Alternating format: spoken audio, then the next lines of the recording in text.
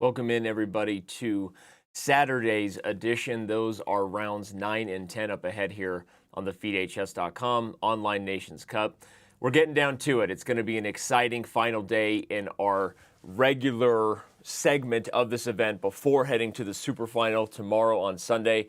And to help me bring it home this Saturday with all the action is, of course, the one and only, the Grandmaster Robert Hess. Looking great today, buddy, in that suit. And the people want to hear from you and know what this is all about. What is this event and what is the Online Nations Cup? Well, the Online Nations Cup, if you have not been following, it is a great tournament featuring 6 teams from around the world. 4 of those teams are from countries, 1 is from a continent, and the final team is from the rest of the world, comprised of some of the top players who were not already seeded into teams. And you have $180,000 in prizes for the first online event of its kind. It's been a great battle, and well, as everybody knows at this point, Team China is already through. Team China has already qualified their way. They guaranteed themselves a spot in the Superfinal yesterday. And, of course, we will have a couple of other teams trying to catch them. Team USA and Team Europe face off early this morning. That matchup is going to have all of our attention, and we're going to be diving into previewing each board and giving you a look into what we expect to see there. But before we do, let's remind everybody quickly of the format. Of course, we already mentioned that all of this sort of preliminary work we've been doing, which has been amazing, it leads us to who's going to qualify for the Superfinal. These 6 invited teams have been battling it out throughout this double round robin. And as we said, 2 teams are qualifying their way till tomorrow. Remember that in case of a tie, the top finishing team from the double round robin stage is declared the winner. I don't think we're going to see that today. All China really needs is a half a point in a match to pretty much secure that no one can even tie them. So we'll most likely be having a super final on Sunday. Don't you worry about that. The time control is 25 minutes plus a 10-second increment. One of the most official time controls you can have in Rapid. And as we said, each team has 4 players and, of course, team captains along with them. Now, Robert, as we talk about the standings again, and we're going to start diving into previewing the matchup here between Europe and USA, the first thing we wanted to do this morning was remind everybody that we have a lot of people playing for all these teams, and so we put together this graphic to show how everyone is performing respectively from each team. Now, remember that it's not exactly an apples-to-apples comparison here, Robert. Obviously, Yu Yongyi competing on board 3, whereas you see a guy like Hikaru Nakamura competing on board 1. But still, what speaks to you when you look at who our top performers have been throughout this event? Well, Yu Yangyi has been amazing for Team China, Fabiano Caruana, of course, for the USA. And, these 2 players really have stood out to me. Artemiev can make a claim as well, but it's really been about Yu Yangyi and Caruana in my eyes. Well, and Levon Aronian has had a great event, but I guess it's only slightly tainted by a couple of losses on the beginning and end, on the bookends, if you will, of his tournament. He started off with a tough game against Artemiev on day 1, and then lost to bring the event to a close yesterday versus FIDE Gujarati. So, but otherwise, yeah, I mean, I think that those are kind of the people we've been seeing be the top performers. Yu Yongyi is, well, what can you really say about the guy, right? He's only played 1 round less than Hikaru Nakamura, and he still has more points, right? I mean, that guy has just been an absolute wrecking ball on board 3 for China. And if that continues, they are going to be tough to beat in the Superfinal. But before we get there, let's start breaking down the pairings, Robert. We start with Team World versus Team Russia. Unfortunately for both of these teams, this doesn't have as much at stake as they maybe had hoped for a Saturday match, but still going to be some of the world's best chess players throwing down here.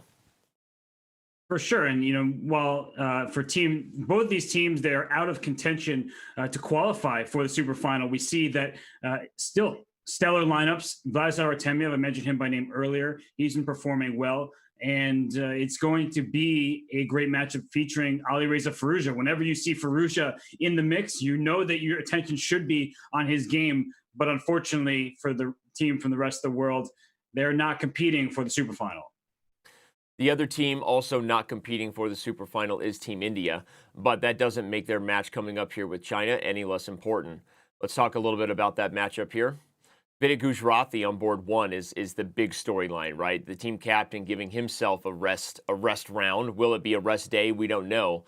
But Vidit playing on board 1 is going to be exciting for us to check out. Obviously, that puts Pentala Harikrishna on board 2 and Adiban Bhaskaran on board 3, respectively. So interesting stuff here. I mean, I think you'd like to see Team India continue to build on their momentum of the last few rounds, going up against Yu Yang-yi, who's back in the lineup, maybe to work out any kinks he might have developed because he missed a round yesterday. Tournament organizers forbid. And you see that for Team China, Ding Liren sitting this one out as Team China has practically locked up first place. They feel like the load management can continue. Yu Yang-yi sat yesterday here. Ding Liren will sit this round and maybe even the later round today just to make sure he's well rested for Sunday's Superfinal. And then we have the marquee matchup, and there's absolutely no debate about it.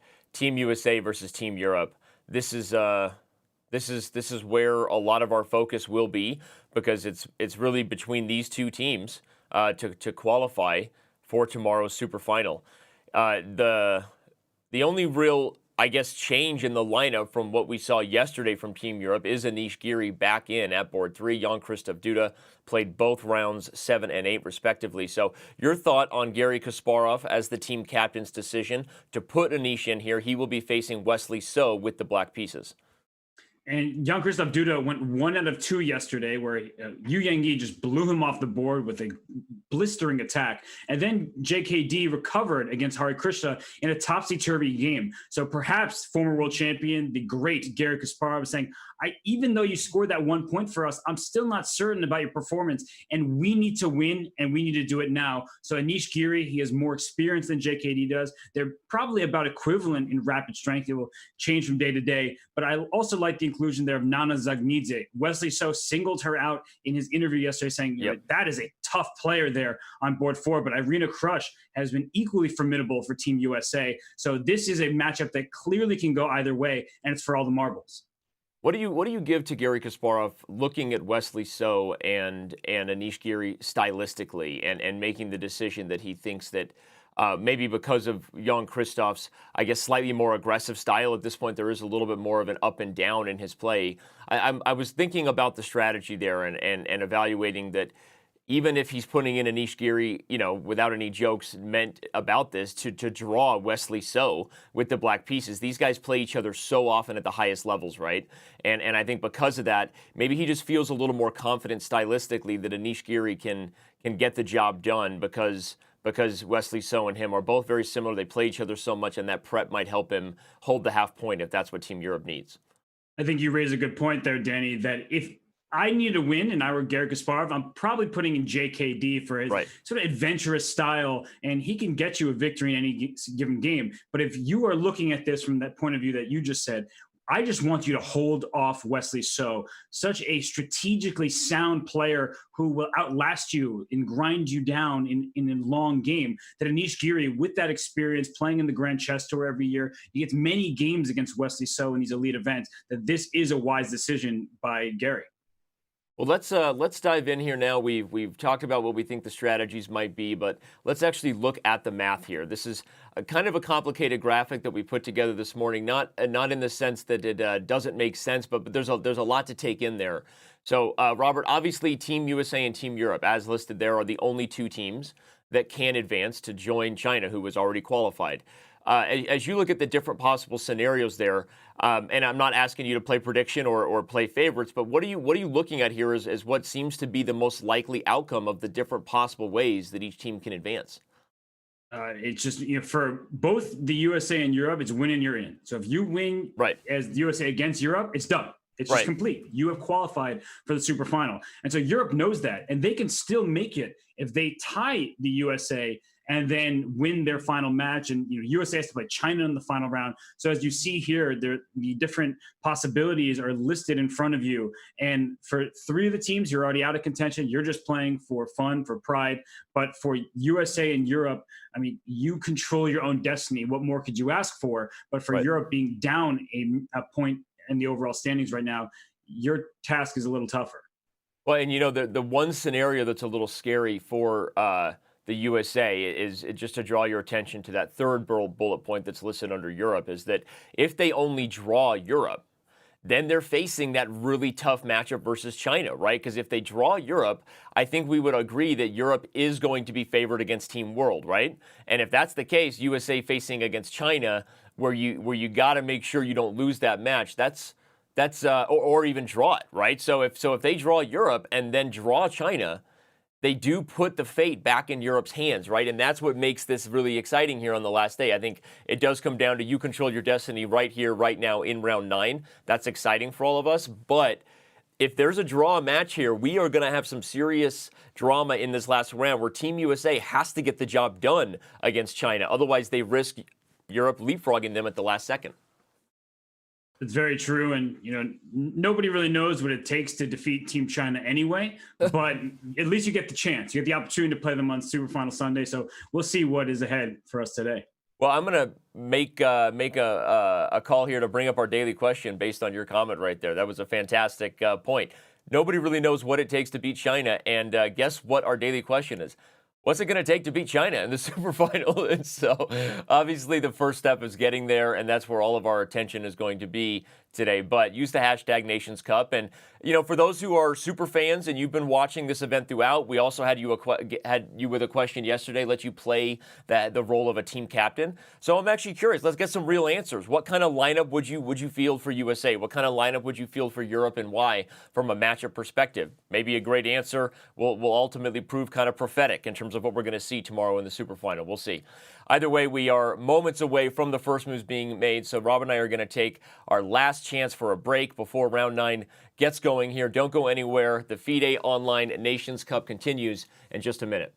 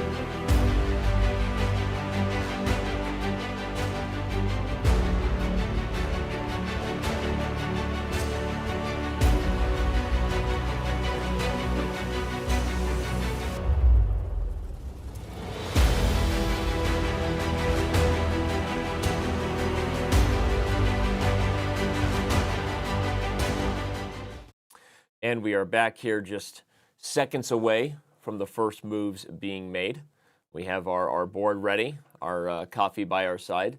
Some of the people in chat saying it looks like I just woke up. They're not wrong. It was 4 a.m. here, although I did at least get dressed from the top up, okay? You don't know what's going on down low, and that's how it's meant to be. Robert, you ready? I'm very ready. I can't wait for this matchup ahead of us between Team USA and Team Europe, because I think that's where our focus has to remain, as they are deciding who plays China tomorrow on Superfinal Sunday. And Danny, when you see this game here between Hikaru and Maxime, these are players we've seen go head-to-head so many times in elite super tournaments over the board, in the Speed Chess Championship, in the Pro Chess League. What do you make of Hikaru's decision just to play this kind of exchange Slav and a tamer approach? Interesting. going away from the theory we've seen repeated a lot by Hikaru as white and black. He's been an expert in this, the closed structure we've seen in the bishop f4 kind of queen's gambit declined positions. We saw him play it as black and kind of get away with a blunder yesterday against Alireza Firouzja, had us talking a lot, and then Hikaru confirming in chat, yeah, it was just a blunder, which was pretty funny. But what do I make of it? I mean, I think it's an interesting way to take some of the potential theory risk out of the position, but also maybe have MVL guessing a little bit in terms of what the footwork is Nakamura has planned. Because in a position like this that's a little more tame, there's going to be some subtleties that decide who gets an edge in the middle game, and white gets to dictate a little bit of that, I guess, in terms of having the first move. But I don't really have much to draw to it. But you are right. We've seen these guys play more on Chess.com than maybe any other matchup in history. Yes, and well, I actually have some experience from the white side of this line, not playing myself, but as coach of the U.S. women's team, I've worked with some of the players, and I won't name any by name. I don't want to ruin their preparation. But the point is, look at this knight on A5. It looks like, it's on the side of the board, not doing so much. At some point, I would like to go into the C4 square, but the knight on G1 has a much more natural route. Knight F3, knight to E5. So what, and there's knight f3 is played. And you see that with bishop b4, Maxime can put pressure on this pinned knight and pin it again with rook to c8. But the problem for black is after that, you can't pile up even more pressure on it. And look what Maxime does with knight h5. So, I mean, these knights in a5 and h5, he's trying to find a very direct solution to some other practical problems. But this can also backfire when you're bringing your pieces away from the center like this. Yeah.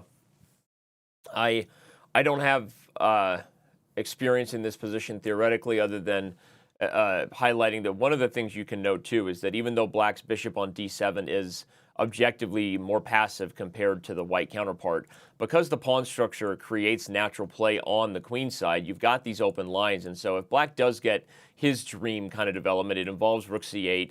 Eventually, the king is out of the center, of course, but using not just the c4 square, but even advancing the queenside pawns. And these kind of plans are supported by where the bishop is. So sometimes you can evaluate development of pieces not based on their sort of optical activity, right, where a piece just looks better in the center, but where is the piece most useful for your plan? Where is the piece most useful for your structure? So that is one thing I'll say about black's position, is that sometimes these positions can seem passive to start, but black's pieces will suddenly seem to be right where they need to be if play does get going on the queen side. That's true. And the black king is sort of stuck in the center just for the time being because you can't castle with the h7 pawn now under attack. So white is actually lined up pretty perfectly towards the king side. And as you look at black's minor pieces, you have this knight on a5, bishop on b4, and this offside knight on h5 as well. So there's no coordination here for black to feel so comfortable with. Yeah, I would think about playing the knight back to c6 in a moment pretty soon. I don't know. I'm sorry for giving the dramatic whoa this early, but I just had to give a whoa. Thank you, Keanu Reeves. I don't know. I just I want the light squares. That's all. And h7 is hanging. And h7 is hanging. It made me okay. So my immediate thought was, wait, what? No, what? No. Like, what? I don't know. I don't know. I mean, it wasn't totally off the table, but Hikaru very quickly came back to g3, so he obviously knows something about the tricks here and doesn't go in for this line. But even the computer wasn't just jumping to say that it was very clear on bishop takes h7. Yeah, but it's something that, it's just like Alireza trusted Hikaru yesterday when he shouldn't have. Here, Hikaru trusted MVL when he probably should have, because Maxime playing quickly and getting to this position likely is not just blundering a pawn and getting his king out in the open. There is complications there because your bishop and queen get tangled up over there on the H file in that variation.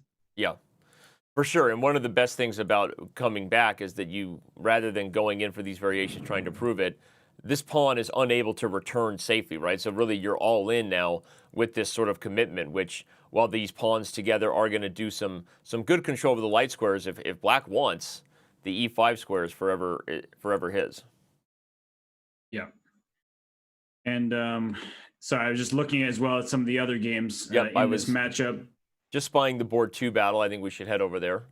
Fabiano Caruana and Levana Ronian have moved along here in a Ruy Lopez weird position.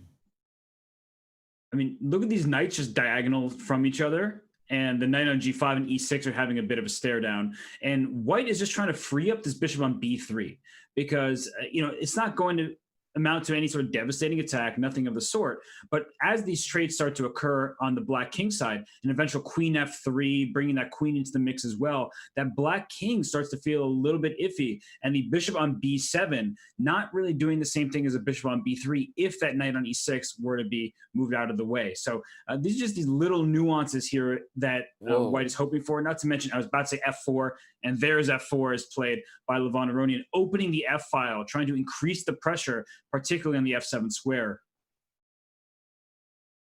I'm given lots of woes here, and it's not because the positions are that crazy. I guess I'm just a little bit impressed by the aggressive nature that both these top boards are going with. It feels like we're going to get some pretty sharp games, and Fabiano just wasting no time, right? Making no apologies for his belief that he can get some pressure. I mean, you highlighted the queen coming to f3, Robert, and I was trying to make some exchange just to show, like, hey, if this happens, this is Robert's idea, but advancing the f-pawn is the most aggressive way to bring more pieces over here, and now we're really going to see something aggressive happen. We are, and we're actually going to see a material imbalance as well, because now after knight takes f4, you take back with the bishop, and white has given up this bishop for the knight, but the one good thing about what white is doing here is that bishop on c1 had not moved yet. Mm-hmm. So you're actually picking up some momentum by developing your piece and getting rid of it at the same time. And look at that f7 square. That's going to be the target for Levon. And I mean, you take back on f4 with the rook. Black plays h6 to kick this knight out of g5. I don't think you can allow it to stay there for too long. And there's just long-term pressure down the f file and on that f7 pawn in particular. Yep, Levon on the clock here, deciding how to recapture on f4. I mean, like you said, bishop takes, developing with the tempo makes sense. But the fact that he's pausing makes me wonder, is there some other move here? Like, no, he's already recaptured. Oh, I'm not in the live position. Oh, there we go. Yeah, I was like, I don't think Levon's going to pause right there. That would not be a good sign if Levon is thinking about sacrificing an exchange for no good reason there. So the capture's been made. I'm spying the board 3 game here between So and Geary, another one that is moving very, very far, very quickly. Let's head over there just to make sure we've checked in on all the boards in this USA versus Europe battle here in round 9. Yep. And so we see this position. We know exactly which opening it came from because the 2-on-1 majority for black on the queen side and the central majority for white leads us to believe that, hey, we're getting here from a Grunfeld. And, well, we tend to like that central pawn mass, but white is a little bit underdeveloped compared to black. Your king's still in the center. And sometimes that's okay. Your king comes, up forward instead of castling to the side. But in this particular position, I mean, knight to b4, of course, is Anish is going to consider knight to e5 to trade knights. And Denny, I don't know if I feel like this is what the doctor ordered for Team USA on the white side of this position.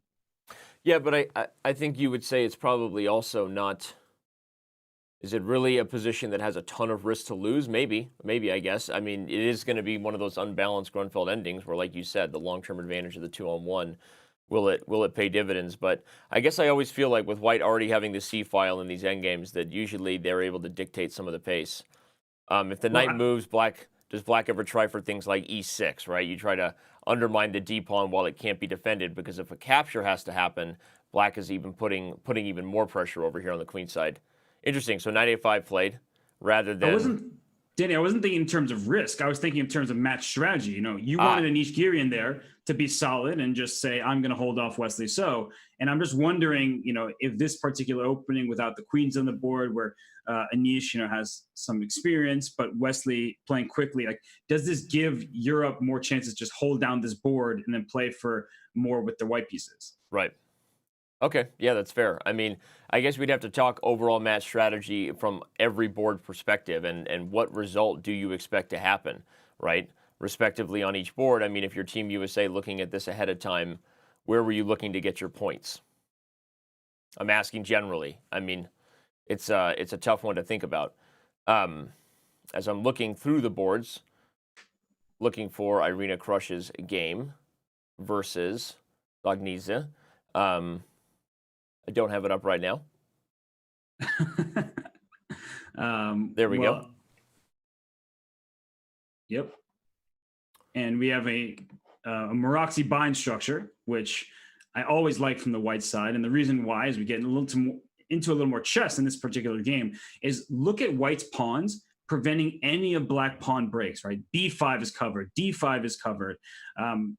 Where does black move her pawns in a position like this? And I just feel like you're always just gasping for air, trying to find a way to create some active threats for yourself. Yep. Whereas white's play is actually quite straightforward. You often just put your queen on D2, put a rook on D1, and then choose if you want a rook on C1 or a rook on E1 or even a rook on B1. Like there's some flexibility to white's position that black really doesn't have. Although Irina does have a lot of experience in this. And just because I may be uncomfortable with a position of this nature doesn't mean that she is. Yeah, the accelerated dragon does take a lot of experience to get. It's not exactly a move order that was a traditional accelerated dragon. We came via this sort of Rossalimo, where c4 being played later. Now, earlier in the event, Hoey Fawn played the move c4 right here and won a very nice game against Irina Krush. But Nana Zagnidze goes for the main line, I guess, still getting a Maroczy bind structure, as you highlighted, Robert. And I've played these positions on the black side, of course, and you're always slightly worse until you either lose or you eventually change the structure somehow. And okay, B5 and D5 are very hard to manufacture. The other option is to make a trade and then try to offer yet another trade so that the dark squares can just continue to be available to black. And if that becomes the case, that is the sort of the long-term asset of black's position, is that while it has much less space and is definitely worse from that perspective, if the pieces are traded, what is space really, right? And that wasn't meant to sound like existential, but what is space if pieces are traded? It can be holes and open weaknesses. So that's kind of, the reason black plays these positions is not to not to get usually some sort of advantage in the middle game, but to play for the long game. And actually, an example of that, Danny, is if black plays knight d7 next, which is typically her plan in this position, your bishop on g7 not doing so much, the knight f6 sort of dominated. And if you can trade on the square d4 and then trade queens eventually on the c5 square, let's say, that's where you're talking about. There's some holes in white's position because of all these pawn advances. And so maybe you can take advantage of that. But right. I think what you said summed it up extremely well with white is sort of better until the end of the game. Like right. That is the point of playing this opening from the white side. Is you strategically are so sound. There are no real weaknesses to exploit, and you have so much more space that you just control the shots. You call the shots on what's happening in this one. Yeah, and it's a weird thing to say that white's just better until the end of the game, and somehow black can somehow hold those positions and in rare cases win them if it's overpressed. But it is definitely no argument that white has a slight edge in these positions. So as we take a step back, of course, we'll just remind everybody that there are a lot of other games going on in the other matchups. Of course, we have Team World and Team Russia, Team India and Team China.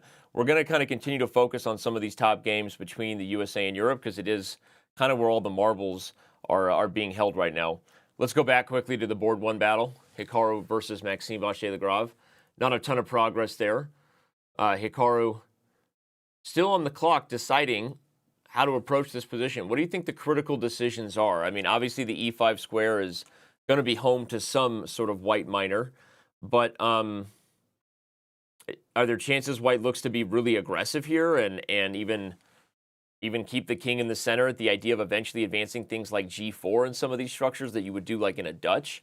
Or is Hikaru just thinking about, making sure he double checks a more straightforward plan, castle short, put a rook on the c file, fill the e5 square, and go from there? Well, part of this decision is based on which knight he wants to allow to capture his dark square bishop, because the knight on h5 is threatening to do so, but it's not really a threat. Opening up the h file with a rook on h1 can be good for white. And if you go bishop to e5, you make the knight on h5 look a little silly, but the knight on a5 can come back to c6 and attack that bishop. And now, no matter what, the trade for that bishop still would leave white with a slight advantage. So I wouldn't be concerned about that, but that's actually a pretty critical decision at this point. Right. And adding to that is what you were saying, are you just going to castle, bring a rook to c1? Are you going to play pawn to b4?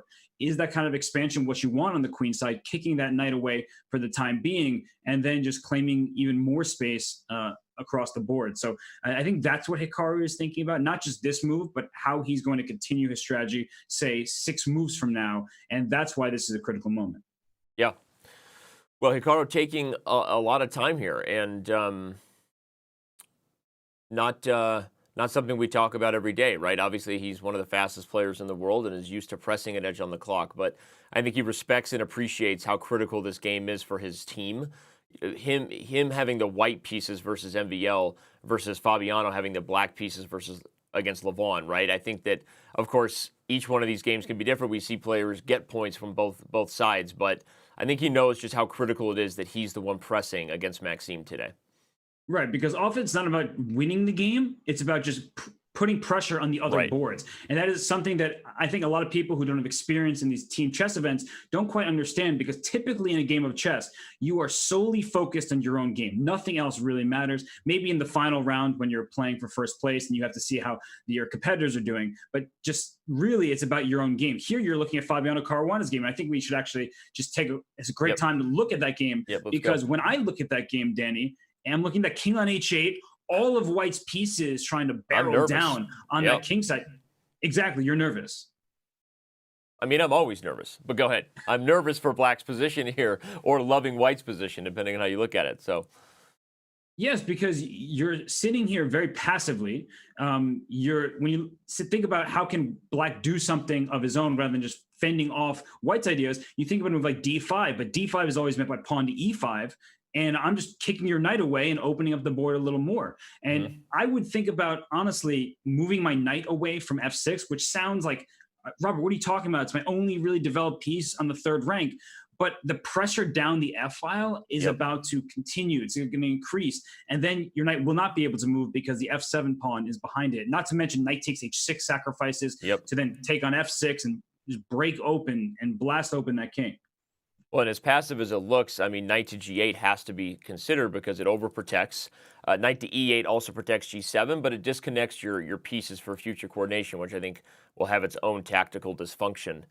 So knight to g8 is filling or opening the square, if you will, on f6 for the bishop. I mean, that makes sense as passive as it looks, but there's no way white isn't just better here. And this is one of those positions, Robert, that, I mean, you and I both are sort of, it's obvious in our tone, we have a feeling that white could get a really good attack here, and this could be a game where black gets blown off the board, right? And we know Levon is super dangerous and rapid, and has had a great tournament overall, despite a tough loss to end yesterday. So I think Fabiano pausing for good reason here, and don't let the computer evaluation fool you here. Yes, it's only a teeny bit better for white objectively, but this is a position that could very quickly just be crushing for white.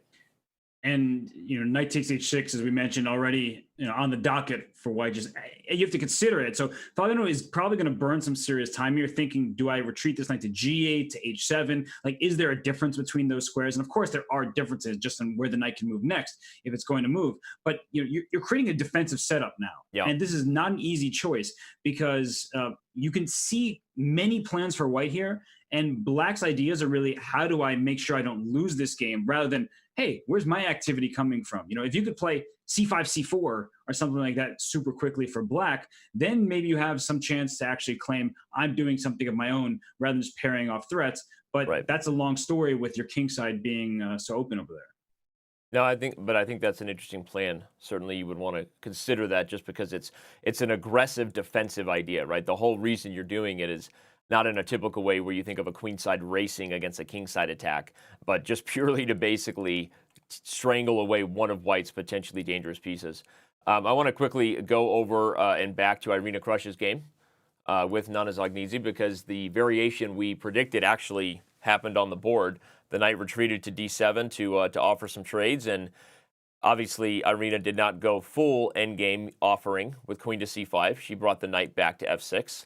But this is the kind of position that, if you're an accelerated dragon player, that you thought of when you went for this, right? Again, objectively, and the computer, you can see, likes white just by a little bit here. The space is there for a reason, but without a lot of pieces, the space can backfire. And black's structure, if you just look at it, doesn't have a ton of weaknesses yet. Knight d5 has an idea to maybe make one. The whole point for white in this position is to make this trade so that the e file can give a long-term weakness here on the e7 pawn.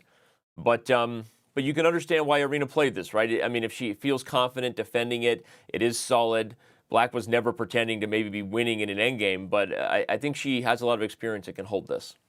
Well, speaking of experience, Nana Zagnidze experience to know that knight d5 is just a good move because, as you point out, the e7 pawn, that's going to become the target.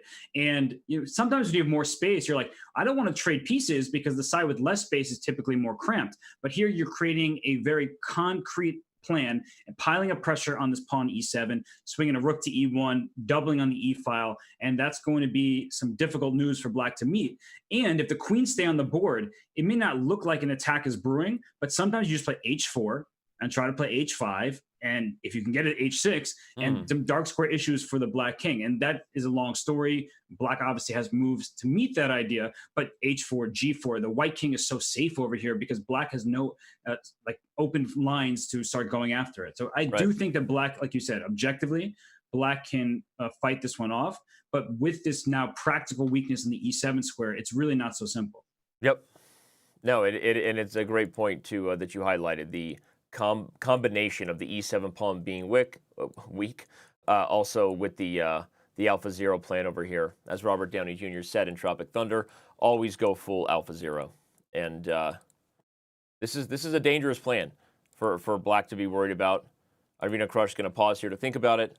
I guess we should head back to board 3 real quick. Okay. Wesley So and Anish Giri. A lot has changed here. White completed development, but I don't know.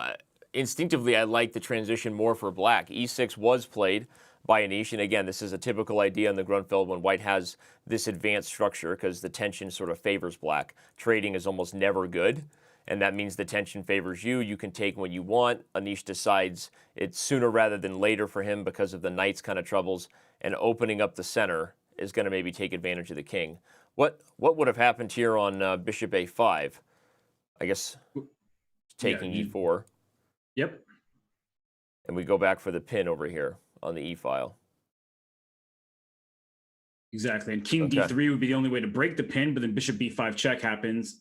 Sorry, king d3. Yep. But then bishop b5 check, and you're walking right back into the pin because you otherwise can't protect your bishop. So nice tactical little motif there. But Danny, I mean, as we go to the live position with bishop a6, I understand Wesley's plan. He's trying to take over the c file, but the d pawn is really it's one that you want to call a pass pawn and an asset, but it's kind of a liability. It's not that easy to keep hold of. And if you go rook e8 check now and then bring your second rook over to d8, I mean, you're going to quickly see that pawn get in some trouble. Yeah, and the king doesn't exactly know where he wants to be. Obviously, coming more into the fray is maybe something you'll forever regret. And coming backward can only cause dysfunction in terms of your pieces here. Putting the bishop on e3 is one way to deal with the check, but you sort of self-pin. You worry about ideas where Black can kind of continue to put pressure there. So I don't know. I'm also liking Anish Giri's opening here. Wesley not getting his best possible variation on the white side of a Grunfeld, and he's got to work his way out of this. He does indeed. And I mean, as I look across the 4 boards, Danny, I just sort of like Europe's chances on aggregate. I don't really see a USA advantage on any particular board, whereas on 2 of the boards, I really like Europe's position. That's on boards 2 and 4. So with the white pieces, it feels like Levon Aronian and Nana Zagnidze are pressing and doing just what the team needs. And from boards 1 and 3, I mean, I haven't looked at board 1 a bit, and I like Takara's position early, so maybe it's still good. But on this game in particular, it doesn't feel like Wesley's position is one where you feel comfortable or confident in his winning chances, and it really justifies Gary putting in Anish on board 3 to fend him off. Right. Well, and we talked about that right before it started, that stylistically, I think he just looked at Anish Giri. I mean, Anish hadn't had his best event, and he would be the first to tell you that. But these guys are the world's elite for a reason, and he knows what Anish is capable of. And here he's kind of proving good, solid prep as Black, and put himself in a very good spot here for Team Europe. So what a huge result that would be for Anish to kind of not necessarily redeem himself, but redeem the event, because the event itself hasn't been his best, and really find it here on this last day. Bishop e3 responded very quickly to rook e8 check, kind of the only move. Yep, and I'm And now expecting how do you get the initiative here before white gets a move like rook to c7? That's kind of the whole idea of bishop a6 in these Grunfelds, is to own the c file.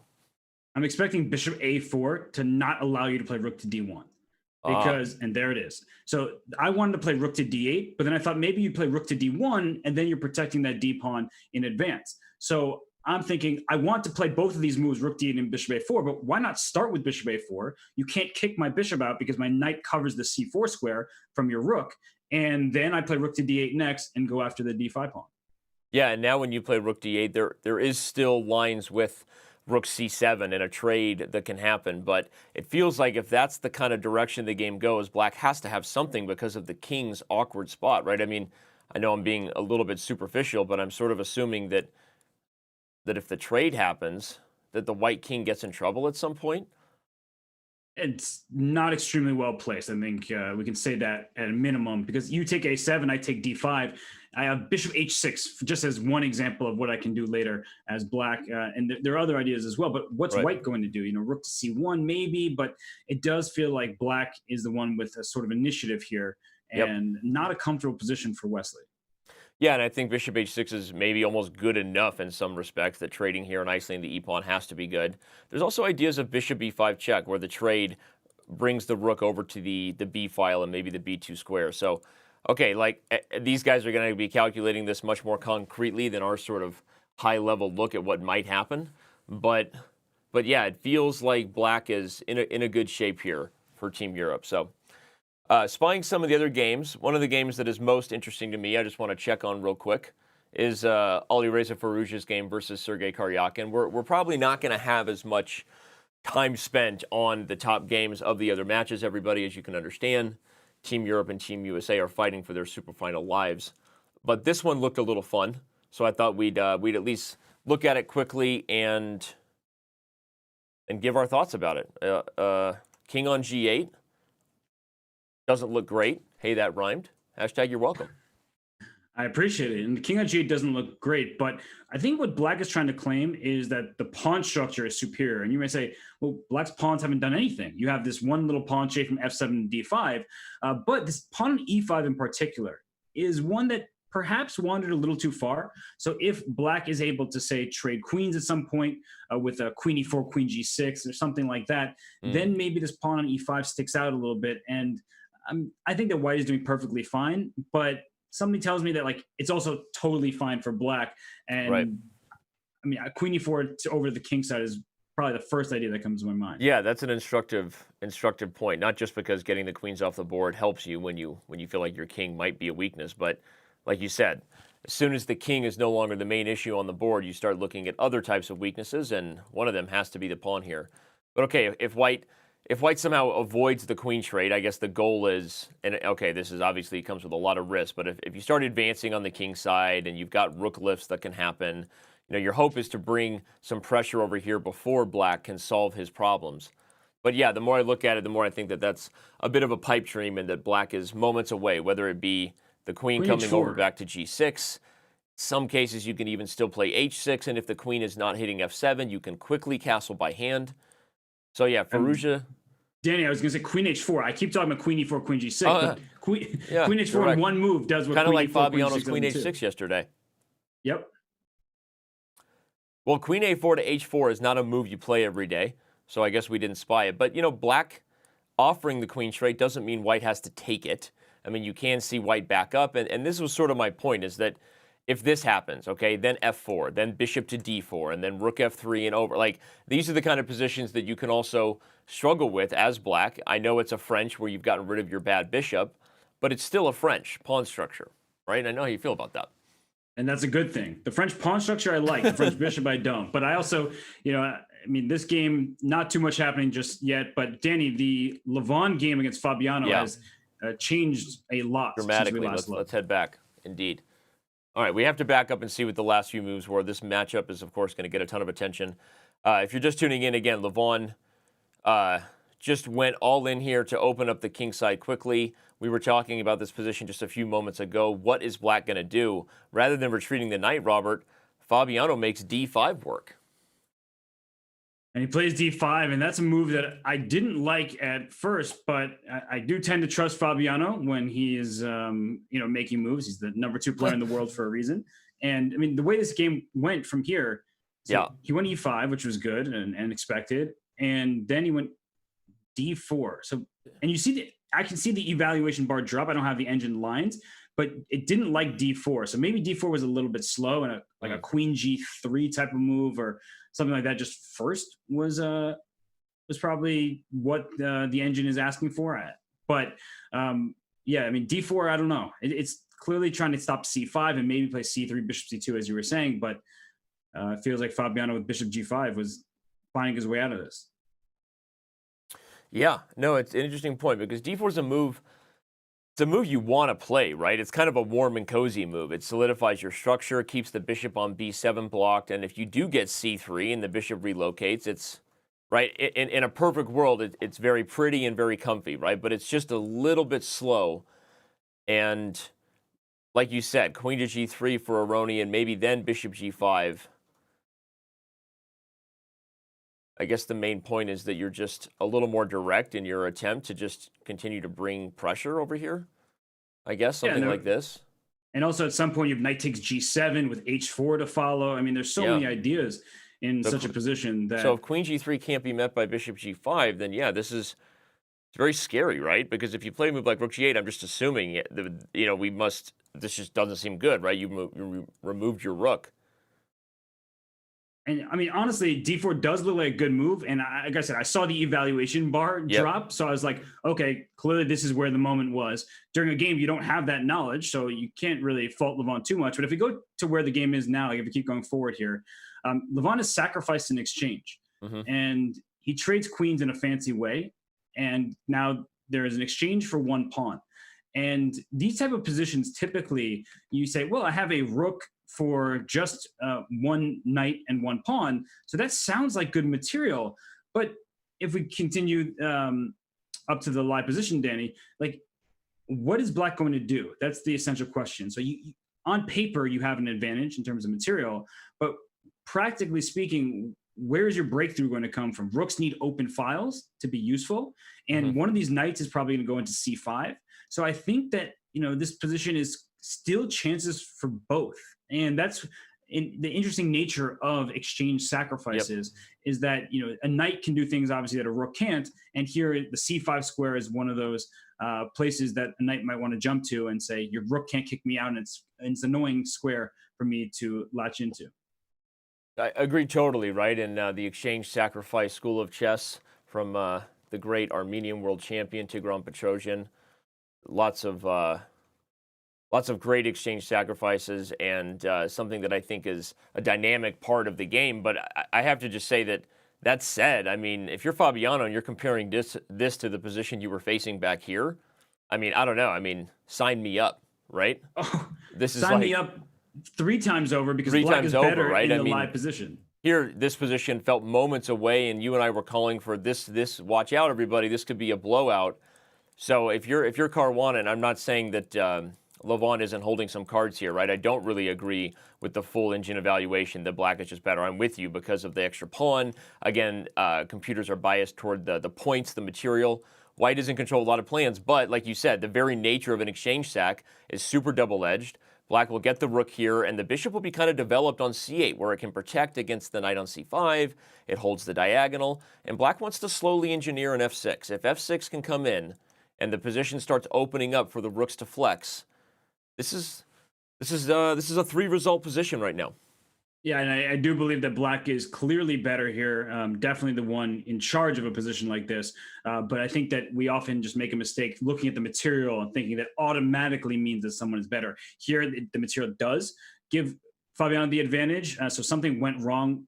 Levon lost the thread of that critical moment with d4, but it's not the worst position I've ever seen, that's for sure, when you're down in exchange. The question is if Levon lost the thread here, did the opposite happen in the board 1 battle between Nakamura and Maxime Vachier-Lagrave? Let's head back over there because it feels like here, while we were liking Levon's chances to start as white, we were kind of liking Hikaru's chances to start as white, but this game has moved very far along the other direction. Maxime has the bishop pair, and he's pressing on the king side. Something Something happened here. Let's back this thing up. And Denny, this one went from positional to attacking, Yeah. and Levon's game went from attacking to positional. So there's Yeah. been a total mirror effect going on. And yeah, take us through it. And it seems that the computer didn't like that after much of a delay. Once you've castled here, you're no longer in a great spot to meet knight g3 because you really loved the idea of your rook being open. And the computer really wanted white to save the bishop, I think, to maintain the balance. So when the trade happened here on g3, feels like maybe that was the start of Maxime switching gears to start spying what he might be able to do on the king side with the absence of the light square bishop. The dark square bishop for white. You know, you always see this kind of idea happen against this double pawn structure because it can fortify your king side, but it also can create a more advanced pawn that's easier to attack. And what do you mean by attack? Play h5, h4, and start breaking through, crashing through on the king side. And if you go to this position here, as we keep going to the live board, just because some moves are being played, I mean, I think that Maxime is just, I mean, how could you ask for a better position? You have two bishops. You're starting to attack the white king on g1. You can open up the h file at any moment. And where's white's play going to come from when the c file is the only open file for white, but the bishops cover all the important squares over there? Well, and you just make a pound for pound comparison, one piece at a time. Rook versus rook, advantage black, right? I mean, queen versus queen, even advantage black in terms of the potential power. The bishops are right now, at least the dark square bishop is putting pressure where it's needed. I guess the long-term pros for white is that if you defend off the attack, let's say that this trade, as scary as it looks, if it doesn't yield anything, if this king can somehow sit cozy on f2 when that square opens up, white wants knight b5 to slowly unwind on the c file, but I'm with you, and I think even Hikaru would agree. I'm not exactly sure what he would say in terms of where the thread happened out of the opening, but obviously some tricky footwork, as we like to say, when heavyweights battle, and Maxime got the better of it. And I like king f7 because I was going to say that king might make a dart over for the queen side. Because for now, black is trying to crash through on the king side. And so either the king can go all the way over to the queen side as needed, or at some point, getting prepared for an end game, your king more advanced in the center can be good. But I think Hikaru's going to rely on some sort of fortress that you were talking about with hg3, fg3, put your king on f2, and say you just can't break the position open anymore because you can't play e5 without dropping the d5 pawn. And e5 would be nice to just continue pressing forward, opening lines and diagonals. But yeah, I don't see that happening anytime soon. Yeah, it's interesting. The last time we saw Hikaru in a tough spot was actually with the white pieces against Vishwanathan Anand. So this is not even as bad as that was. And Hikaru, a very resourceful and pesky defender. The thing you have to be worried about, though, is not just all the X's and O's we've highlighted, but the one practical factor we haven't given attention to. I think MVL is better in the time scramble than Vishy is, and I think that if you see this time managed well, it's going to be tough for Hikaru to hold. I think only 5 minutes. I think White's position is certainly holdable and solid, but you worry about the time as well. I have one important question for you, Danny. Like this bishop on d6 staring at the knight on f4, right? When do you actually consider taking it? Because I know my first instinct is like never take that piece, but that knight is actually a very good defender. And by capturing it at some moment, you can either, if you take with the e pawn, then black can play h3 and open up the h file in that way. Or if you take with the g pawn, I could play g3 as black. So that is something that I honestly have to retrain my mind to think about because I don't want to give up my bishop. But there are some little subtleties there that can really help black's attack. Yeah, the risk is that whenever that bishop's traded, you can never get c7 back, right? And that is the one kind of open door for white if the queen side starts to open up. But yeah, I mean if you use your imagination, if something fun happened like takes and g3, okay, this is like all of a sudden. I think something important, Danny, is that we should not take on g3 as black until we absolutely must. Right. And queen e6 played. Yep. Because now if you waste a move, let's say you play a4 just to show that really quickly, and I put bishop takes f4. Oh. Okay. You don't take it until you must. And the point is, if you take with the e pawn on f4, I play h3, I believe. And I'm just crashing through the h file and not opening up your queen's defense or an escape square for your king. And if you take with the g pawn on f4, then I start with g3. And then I'm just also breaking through over here on the king side. So Mhm. I don't know. I'm just trying to come up with ideas for black as when you take this knight on f4, because otherwise I don't see a way to really crash through. Yeah, and queen h6 is it. Whoa, a4 was played. What? That was really just a random suggestion. I mean, maybe it's Whoa, good, but Hikaru is like shaking his head, like you said, a random suggestion, and Hikaru's like, don't ever listen to Robert Hess's random suggestions. That's probably what he's saying to himself right now. Whoa, but rook h8 played. I do see and Hikaru. He Hikaru is freaked out. thrilled to see that move. Wow. So what was? Oh, you know what it was, Danny? That instead of rook h8, Maxime should have played h3. Right away. And if that way I'm threatening to break open the h file. And if I take, you take the knight first. Exactly. And I'm busted. No matter how I recapture, you take with the queen, and it's lights out. Wow. So if h3 was played, Hikaru wouldn't even have the option to take. But that means you're playing a position like this, Robert, or something with the king on e2, right? I mean, what do you do here if you can't take? Yeah, this must be just losing in like 2 moves. So rook h8 played, and Hikaru quickly puts the knight on e2. Still definitely worse, but Maxime just missed a huge opportunity there. And we've seen a couple games now back-to-back where Firouzja missed an opportunity, Maxime does. I think Hikaru's kind of a reputation is helping him here a little bit in some ways. I don't know. People are believing his tactical defensive ideas, I guess. And it's just strange also because Maxime has so much time. And Danny, during classical events we've covered together, I'm very critical of players not using more time when they have that time. Right. And it's a little bit different in rapid because you also are putting your opponent in time trouble. But, I mean, it didn't feel like the moment where he needed to rush rook h8. You could spend 5 minutes on your clock, still be way ahead on time, and then play rook h8.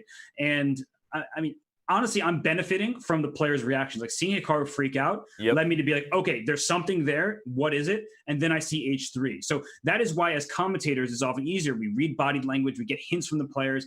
We can see the evaluation bar, even if we don't have engines ourselves. So, I mean, it's not like it was the simplest thing in the world, but you should spend a little bit more time there, even if you don't ultimately come up with the best move.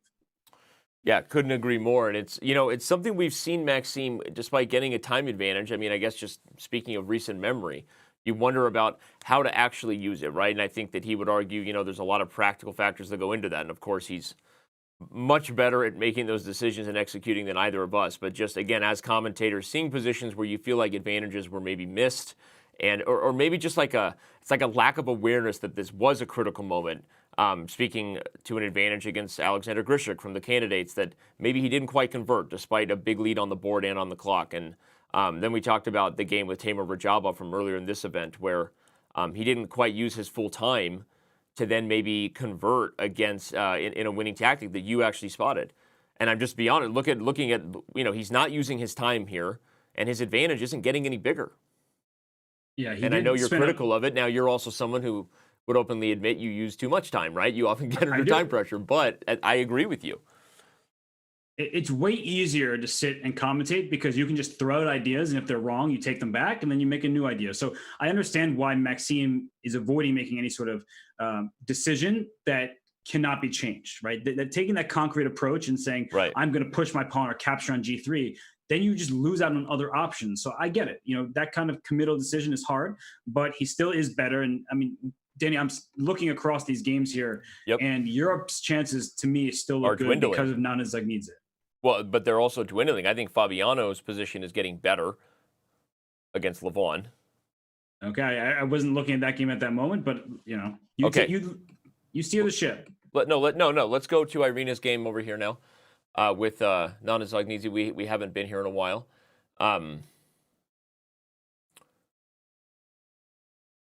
You go. Yep.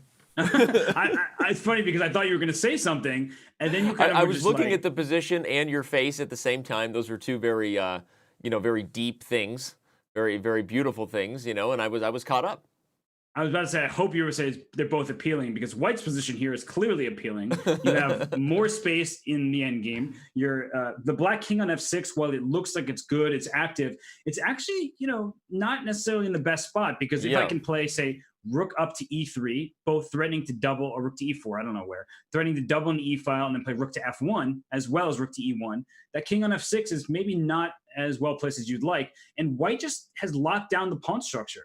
And I mean, it's one of those positions where I play the black sided positions like this and you just get squeezed and you're like, where can I desperately find counterplay? Right. Here, e6 comes to mind, but you are dropping a pawn in some of these lines because of the g5 pawn hanging, right, and then e6 maybe hanging, and c5 is a target. So you have to calculate these things quite deeply. But yeah, that does give black some ideas for counterplay. But Arvina takes here. The risk of that, of course, is now h6 is a serious problem, and even further, the f5 square becomes available. So I start thinking about things like rook e5. By the way, Hikaru and Maxime Vachier-Lagrave talk about a very, very quick turnaround. We have to go back and show that they have already drawn their game. What a surprise. Maxime, again, I think that this showed a little bit of, maybe it helps explain us a little bit further in terms of why he misses opportunity. It feels like Maxime kind of had a draw is a good result coming in mindset.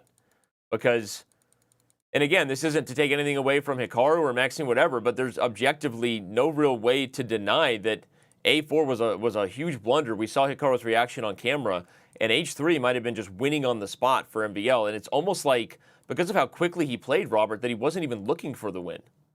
And that's what happens when you give a lot of credit to your opponent. Hikaru Nakamura is an amazing player, especially as we've seen in these online events and the quick time controls. But at the end of this, it does sort of feel like white has set up the fortress needed, where you're always ready for any kind of h6, g3 by just recapturing. And where do you make progress as black? Because if you're not checkmating the white king, then white is totally fine. So I understand how, after missing your chance, why you would maybe make a draw. I would still play this out because black also doesn't really have any risk here. But I guess there's no way to make any sort of progress. So I understand. And we saw Hikaru on camera. I think he probably intended to play knight e2, maybe even before he played a4. And I think that was just we saw him react to playing a4 and being like, uh-oh. And now we see him in the chat. I don't think Hikaru is trash. He's saying I'm trash. He's not, but obviously he knows he kind of got away with one. A4 was not the right move order. Black misses an opportunity, and Hikaru doesn't have to be asked twice to set up the blockade. And so I agree with you. Objectively, in the final position, we're not saying MVL was better here anymore, but it was just interesting to see how Maxime used his time advantage and didn't quite press on the H-file. So, right.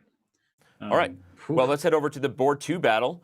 We have a draw between Hikaru and MVL. By the way, those following the whole event, that means they drew both of their matchups against each other in this event. But Fabi this is why I said, I thought when you were saying Team Europe's chances were getting better, I was going to complete that sandwich with Team Europe's chances are getting worse than we thought they were, because I think Fabiano has started to open up things for the rooks, and I know we have a protected passed pawn to go with white now, but I don't know. I just felt like the position is more open for the rooks than it was earlier. Maybe I'm missing something. No, I think you're correct here. And white has 2 pawns and a knight for a rook. So just on paper, that kind of compensation, it feels like, hey, white should be doing okay. But as you said, things are opening up for the rook. So a5 here for black is what I'm thinking about. Because if you take on a5, then I go rook a8, I win back that pawn. And then there's a problem on c5, on a3, and e5, or all these split pawns from each other. So I'm with you, but at the same time, I'm like, I know black is better, but maybe Levon has it in him to just kind of settle down, acknowledge that you're worse, and just try to create trades when possible. So this pass C pawn is sort of the hope that you can save your position. But ultimately, Danny, I'm totally with you. This is clearly good for black.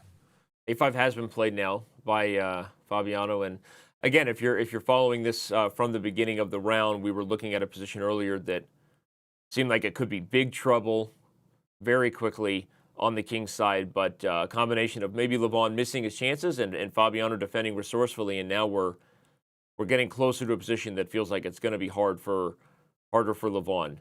So what does he have in mind here? Is the C pawn kind of what you have to cash in on? Rook to c3, bishop f3, and then push him, baby? Yep. Maybe start with bishop f3. Maybe it's not important, but bishop f3 at least hits the rook on a8 and gives you ideas with c6. So, one other thing to keep in mind, and this is kind of high level stuff, but if white gives up the E5, C6, and A3 pawns for that B5 pawn, and Uh-huh. you have the 2-on-2 on the king side. Some of those positions you can still hold as white despite being down a full exchange. Right. So I'm just trying to figure out the best defensive strategy. It's not easy to come up with the idea, but you want to think about these things. Yeah, no, that's a really good thing to kind of spy long term, right? If you just imagine everything comes off, but maybe a rook versus a bishop or even a rook versus a knight and just these pawns. Black is pushing forever, but is it winning, right, is another question. And this knight comes to e4. Levon's plan is actually very straightforward now. If the knight gets to d6, it not only helps the pawn, Robert, it guards c4. So a quick knight d6, rook c3, and once again, pushing them. That's kind of what Levon hopes to do here, and we'll see if Fabi can coordinate some kind of pressure before that happens. And there's one more thing, Danny, the 96 does. It attacks b5. So black would love to play rook a4, rook d to a4, and take on a3. But then I'm going to take you on b5 in return. So that's the type of pawn trade that I was sort of alluding to, is that, I mean, you can get my a pawn and then maybe even get my e or c pawns afterwards. But if we start trading pieces and there aren't that many pawns remaining, white still retains drawing chances. Someone said in chat that Levon has offered a draw, and indeed I'm confirming that on Chess.com. He has indeed suggested that they end this thing peacefully. Interesting. Maybe trying to read what he thinks, trying to get a read, excuse me, on how Fabiano feels about the position. And Fabiano can't accept the draw because no if you way. look at the other two boards. Well, I think coming in as black, I mean, you have Hikaru with white. I mean, you never know what's going to happen on these boards. So I think that they would all tell you they try not to think about that, and because they know they're just going to be in for a fight. But now, given where it's gone, if Hikaru's draw is a good thing, then he's like, well, I'm going to get a point here, especially if he's looking over at Wesley So's game with Anish Giri, which we haven't checked on in a while, but I think we should. Okay, so bring that one up for us, and whoa. Yeah, the line we predicted actually happened. If you're with us the whole time, where we left it, after bishop a4, rook c7, indeed we had a trade of the a7 for d pawn. We were looking at this. And after rook c1, I had suggested ideas of maybe bishop e5. Probably the main point is that this move is coming, and so knight c6 was played to not just stop that, but come over here. But I'm not sure that was the best for Giri. Now in the live position, So has gotten kind of out of dodge. The king is, I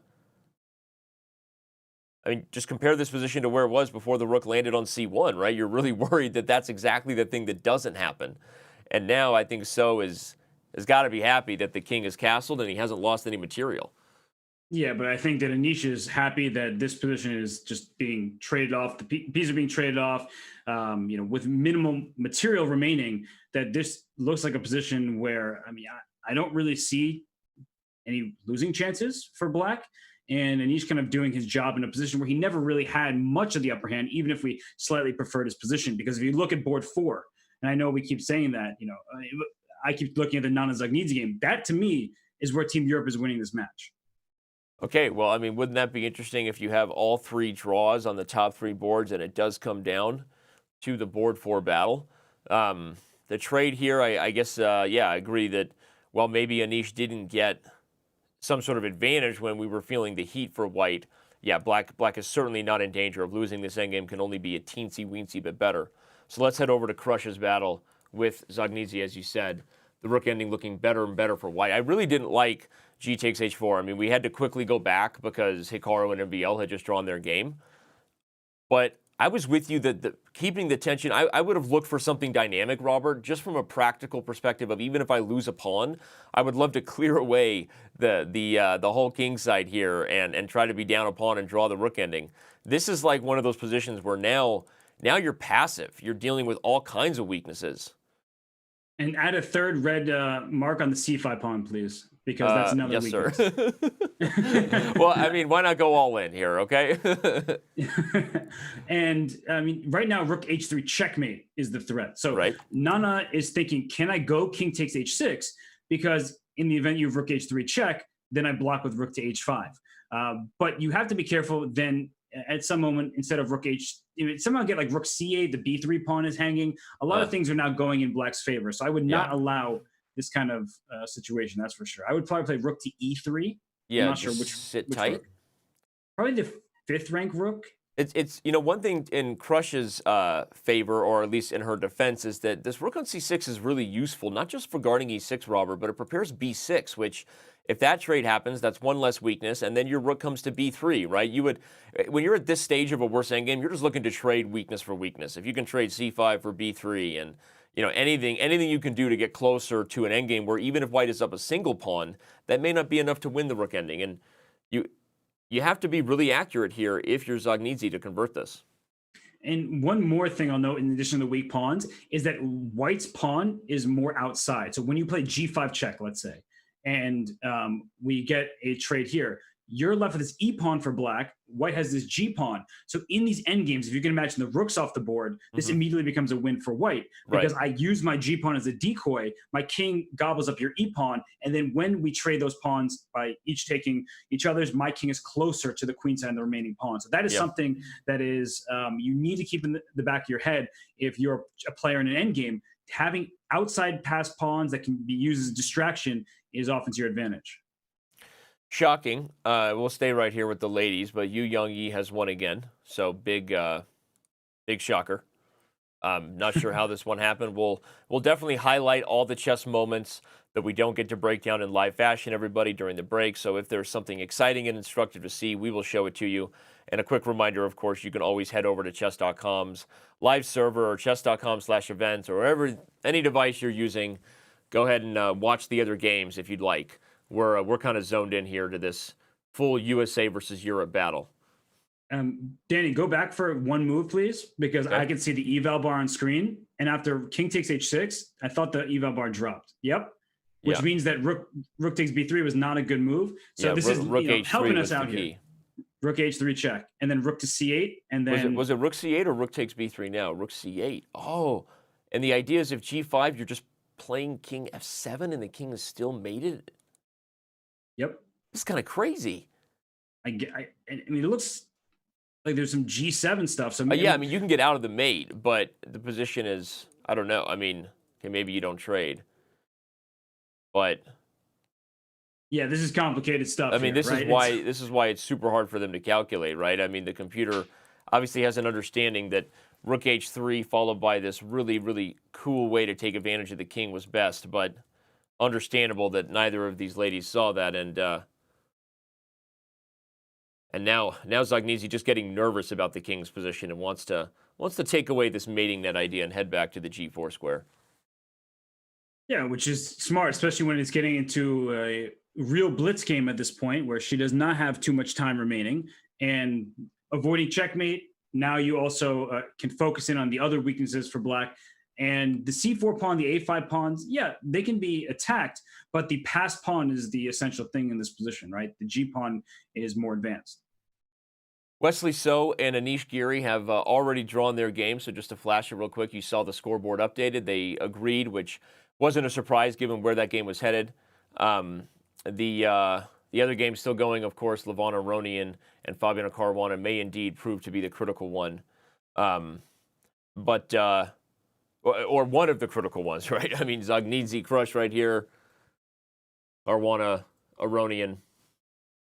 Well, it looks like we might get some help in figuring out what's going on, won't we? Yeah, and a little bit of explanations, too, in terms of how he sees his team's chances. So as soon as we're given the cue that we're ready, we've got the one and only Grandmaster Maxime Vachier-Lagrave stepping in. Hey, Maxime.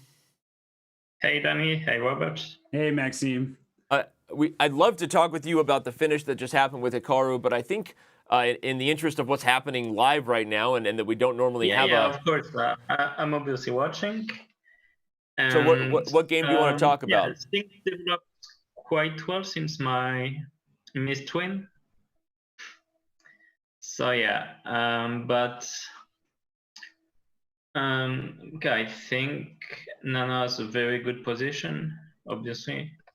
I mean, too many weaknesses for black. Pawn on a6, the pawn on b7, or the h file. I mean, that's three big weaknesses because, of course, right. If you go rook d3, or rook d3, then rook h1, rook h7, this should be over as well. So, I mean, basically, yeah, in endgames, as always, active pieces count for something. So, I'm pretty sure this is going to be a win for us. Okay. And then Levant's position was a bit worrying, but now it should be, within drawing margin with this powerful pawn on c6, heading to Fantasyland. Not sure exactly how, but I cannot believe that it can be worse. I mean, he can definitely lose because it's not. FIDE is an action job, but Maxime, can he just play c7 here? It's White's turn, right? So c7. yeah, I thought rook c5 there. But can I go rook a8 and? Yeah, but then I can double on the c file. Ah, so you're just because the point, everybody, is you can't take this pawn on c7 because there's knight e8 check, forking the king and the rook. So I just wanted to point that out for everybody. But it does feel like Black is a little tied down, right? Well, I mean, I would consider keeping the pawn on c6 for now because it's supported. Okay. So I would go probably something like h3, just give some breathing room for my king, bring it to h2. It's apparently not a great move, but don't trust the engine. Maybe we should not allow rook d4. I don't know. Rook d4 maybe. Yeah. Also knight e8. I felt this was not the end of the world, but it's true that if we could keep this knight on d6, it would be nice. So I don't know. Okay. Seems like it should be holdable, but I mean this feels like a critical game because I really don't see Nana spoiling not winning. And again, okay, so it's going down this road, yeah. Rook c1, probably rook a8, rook c5, rook a7. With the idea of c8. This is very nice. That'll force the bishop away from f7. I see. Yeah, and you have to be careful that after rook c2 you have king g3 probably, and you don't get mated. Right. My favorite thing to not happen. You don't. Rook g5, king f4 is completely fine. And if you catch this pawn on f7, obviously, I mean, the endgames are very drawish. Yeah. And I mean, we do have 2 games left. So if we go back to the other board really quickly, Dan. Yeah, let's go back for a second. But I mean, this looks like it's being converted. No, this is. I mean, this should be winning, but Irina did manage to find some counterplay, but I don't think she's in time right. Time pressure, obviously setting in. Rook e5 with the idea of rook c5 would be my prime instinct. Okay. Just stopping the progress of, Black's rook is stuck. It's sitting as a defensive piece. You should just not play king f5 because of rook b5, obviously, next move. But if you go f5 simply and then rook c7, you're push him back. Probably over. Okay, so. Rook d6, rook d6, sort of the same idea, I feel. And if rook d4, you can take on d4. And rook taking f3. Yeah. Actually, here you can go rook d7 check because after king g6, you have rook c7, and then Black is completely stuck. c4 would allow f5 mate. Yeah. No, this is over. Yeah. Irina in big trouble. Huge moment here. Like there's rook d7, f5, and just. Rook d7, king g8 will be the only move. Then you don't even bother with the queen side. Simply you're. So Maxime, are you feeling a little bit better now that you're watching these games finish out here? Yeah, it was a bit frustrating because my position felt very good and I missed this one killer blow that you probably saw live. But the thing was, I was always considering h takes g3. Right. And forever, and I was trying to make it work. It never seemed to work.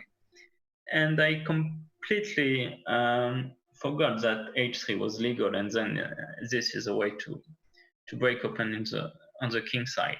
So it was a bit weird once I found out that this was a win, but I didn't figure it out during the game. I mean, I saw it right after when I got some remarks from the team captain. How does the team captain respond to you? Fair enough. I mean, I really should have found this.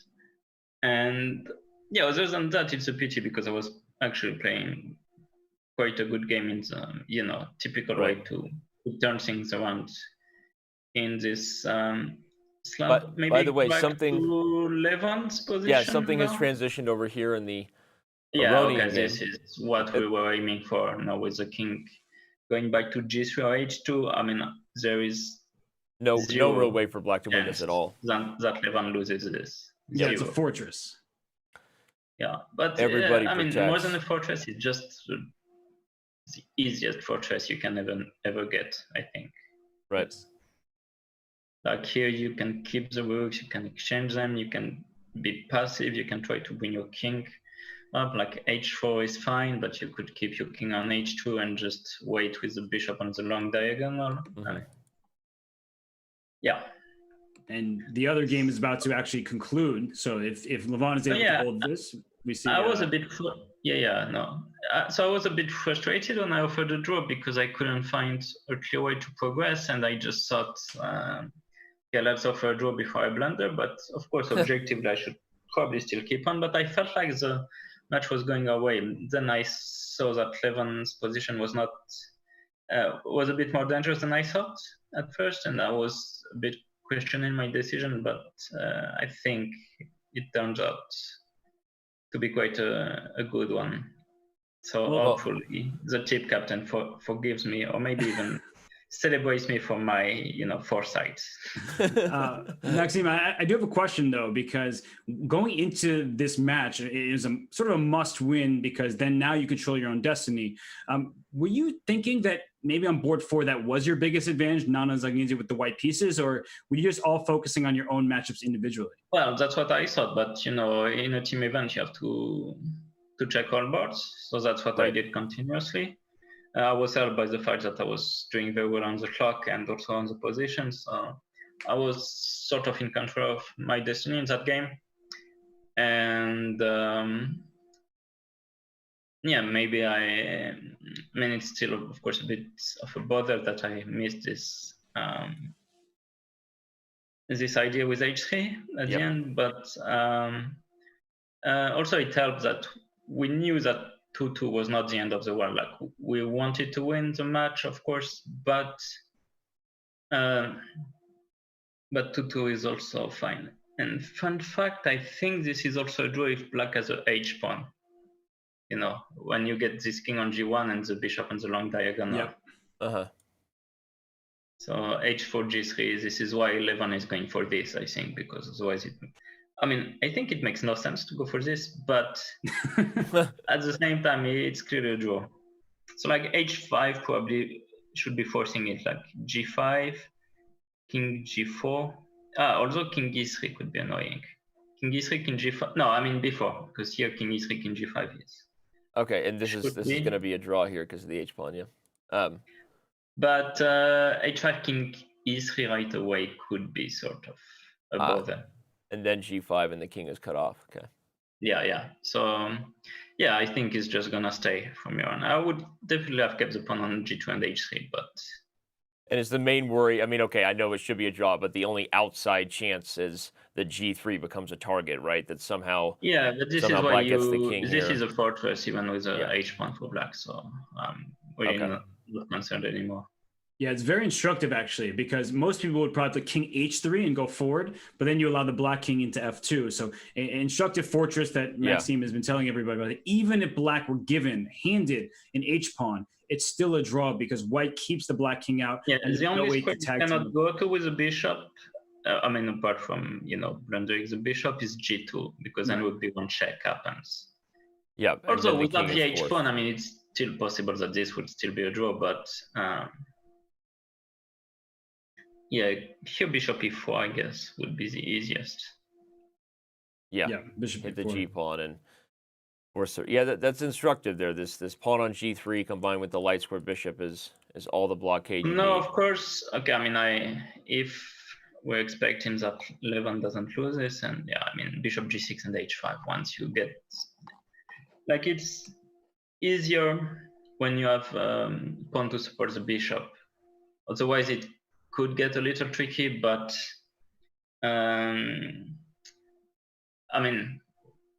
although with 10 seconds increment you're probably fine, but with a pawn to support the bishop, it's just a dead draw. Well, king of 3 was the only idea there, but even here there's there's no real way to get the pawn by force because Yeah, no, king g4. You get it. king You g4. get it. Okay, keep the bishop out of h5. Yeah, that's why you're my dad right there, because of little ideas Exactly. like that. No, but still a dead draw. So Right. like yeah. Also, I'm a bit confused, honestly, as to why he didn't go g2 h3 and just move this bishop. Like that's what I would do in bullets. Maxime, he Also, wanted to no, show you wait. his technique. That's why. He wanted to show you that excellent Armenian school of chess. No, also he might have a point that at some point black gets g4 and you never know, but probably this never happens. Yeah, okay. So this Fabiano decides it's.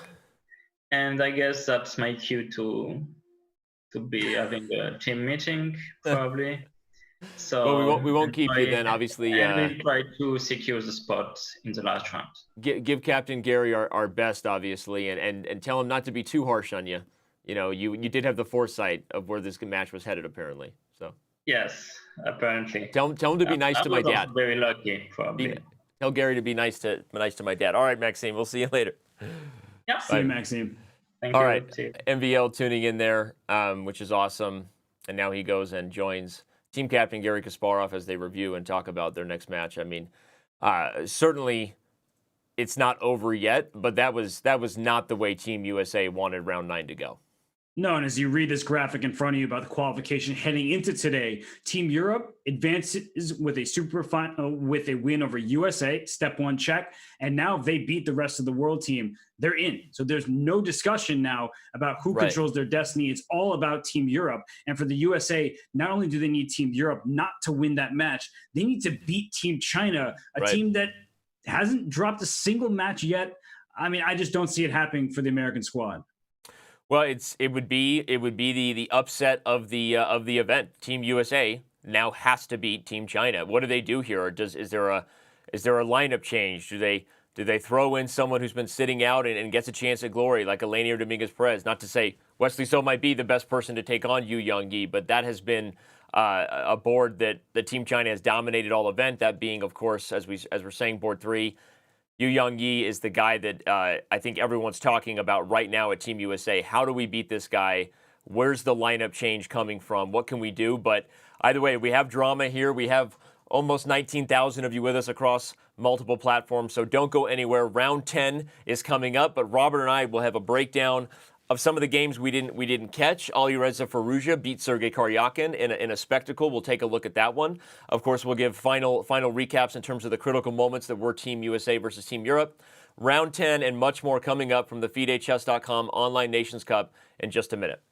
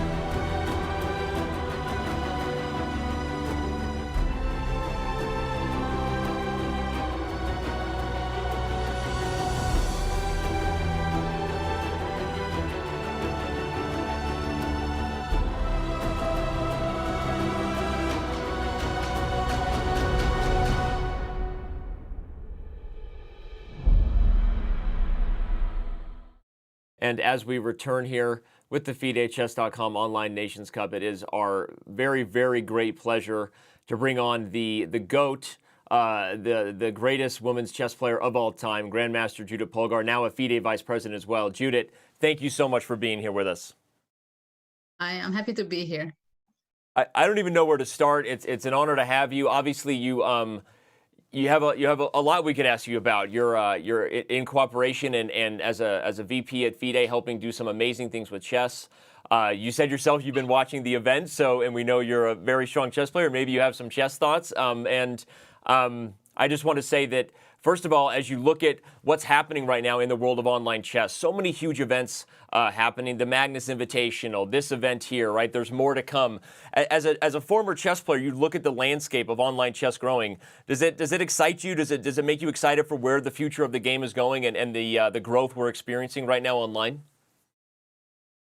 Well, absolutely. Actually, already for quite a long time, I was quite actively expressing my views within FIDE and elsewhere as well, that I think online chess is something has to be digged and has to be brought up as a very unique opportunity for the chess world and for everybody, for the chess enthusiasts as well as chess coaches and chess professionals. And also, obviously, I'm also very much favor and making steps and trying to move extra value for the chess in education. So it is something very important. I believe that, of course, the days we are living right now due to the pandemic, it's very unfortunate for the world. And obviously, it gives very hard time for many of the people and many of the parts in the world. But at the same time, for chess, it is something exceptional, lucky.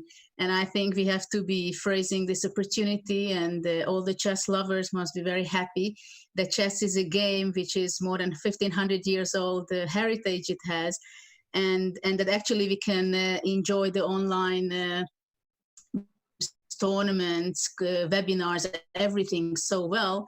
And I think there is a lot to be improved, but I really like the way you're doing now and I'm not only saying this because I'm on the show now, but I really like that you paid a lot of attention on the graphics and on the quality stuff. And I think there is a lot to be improved for the players, for all the technical issues. And of course, I don't want to get around on the topic of the problem as well, that cheating is something always there. And this is the main problem of the online competition, I believe. And this is the worry most of the people have. At the same time, I believe that it's very important in the world to have trust in each other, and cheaters are always there. And offline events also, it's a very serious crisis and problems and opportunities. So for the people who want to ruin the image of chess and the great taste, and for the people who have the passion, it is a problem. But I think many of us have to do things, steps, whatever possible to do something against it. But I think for now we have to enjoy what we have. Well, yeah, that's, I think, well said there, Judith. And, I see the sign for Chess Connects Us behind you. So you do so much for the game of chess, both as a role model, as an elite player yourself. But can you tell everybody a little bit about what you do with Chess Connects Us and how that's operating during COVID-19? Well, Chess Connects Us is our slogan because that's how I grew up since I'm age 5, so more than 30 years, by now nearly 40, that everything connected with me, it was with chess. And we created a global chess festival, which is in every second Saturday of each October. We have an event, huge event in Budapest, but also at the same time, I'd like to encourage everywhere, every little part of the world to have their own chess event, chess-related activity, to connect to our event. So my dream is to have thousands of different locations inspired with the chess and giving some chess activity there. And this is something I think we can easily do. We just need a little bit synchronizing all of the energy we put into chess. And this year, we still plan to have it on the 10th of October as planned, but definitely we are going to move on for the online platform more actively than last year. And you've already been doing a lot of amazing things online. And I applaud you. Of course, the Pulgar Chess Festival that has grown into the global chess festival has been just an amazing thing to appreciate and watch. Judith, you touched on so many great things on your opening statements there on the things we need to address, the great things about the growth of the game and dealing with cheating. And there was only one other chess thing I wanted you to touch on, which is that we've been sitting here watching probably the two best active women's chess players, right? Ho Yifan and Zhu Wenjun, who just so happen play for the same team, right? As the strongest women's chess player in history, what do you see when you look at those two, and what are your thoughts in terms of how impressed you are? Obviously, how unfair it seems at times with the two of those two, and just if you would give your thoughts on how important that's been for Team China to see the growth of women's chess in China and those two ladies leading the way.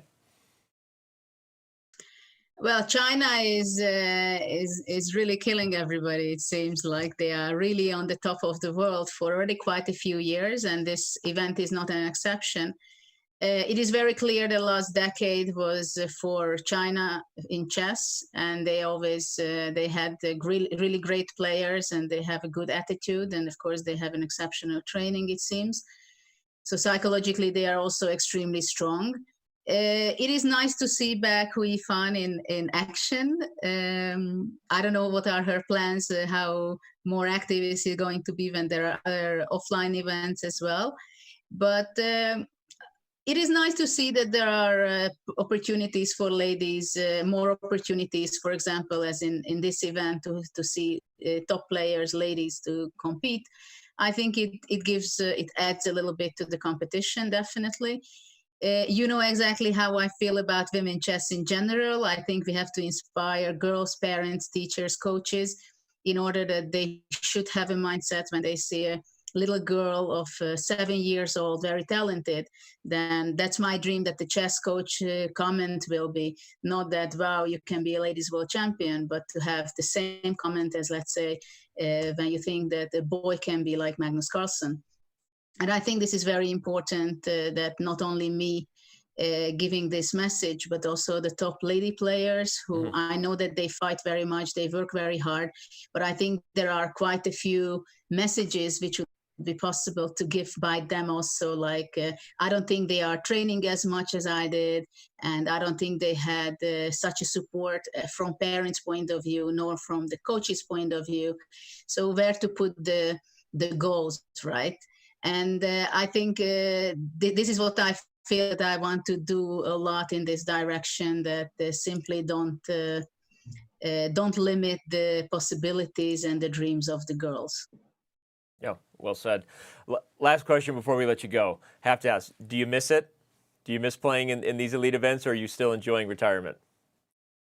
No, actually, I'm very busy. I'm not missing it, because I know I was there for more than 30 years competitively, which I know exactly how much effort and energy you have to put into the everyday training to be fit for the competitions. And this is why I think I'm much more realistic than a dreamer from this point of view. And I know what it takes to be on the top. At the same time, I'm very happy if I have some spare time to follow chess. Of course, now it's even more fun. But I'm very happy to do the Global Chess Festival, to run my foundation, to do a lot for how chess can be involved in education in Hungary very actively, or more actively than we do now, and internationally. I think I can do much more on those fields. Well, Judith, I just have one question for you left. Is, were you recruited to play in this event? Like, was there any interest? I mean, would you have wanted to play? Actually, I have to tell you that I did got an invitation to play, moreover, a more funny request to play on the ladies board. So the person who asked me, definitely, I told him that he likes to listen. No answers, for sure. Well, we all miss you as fans, but appreciate and agree with your comments there that what you're doing as an ambassador, just as important, more important than ever right now for the game, and it's so great to have you doing the work you're doing. So, Judith, thank you so much for being here. We appreciate your time, and we're going to say goodbye to you and queue up an exciting thing for all the fans. Don't go anywhere. We're going to be right back. Enjoy this world premiere breaking music video here by Huga, who is a chess artist, and we're gonna say goodbye to Judith. Thank you for being here, and be back in a few minutes. Thank you very much. Thanks, Judith. Bye. Bye, Judith.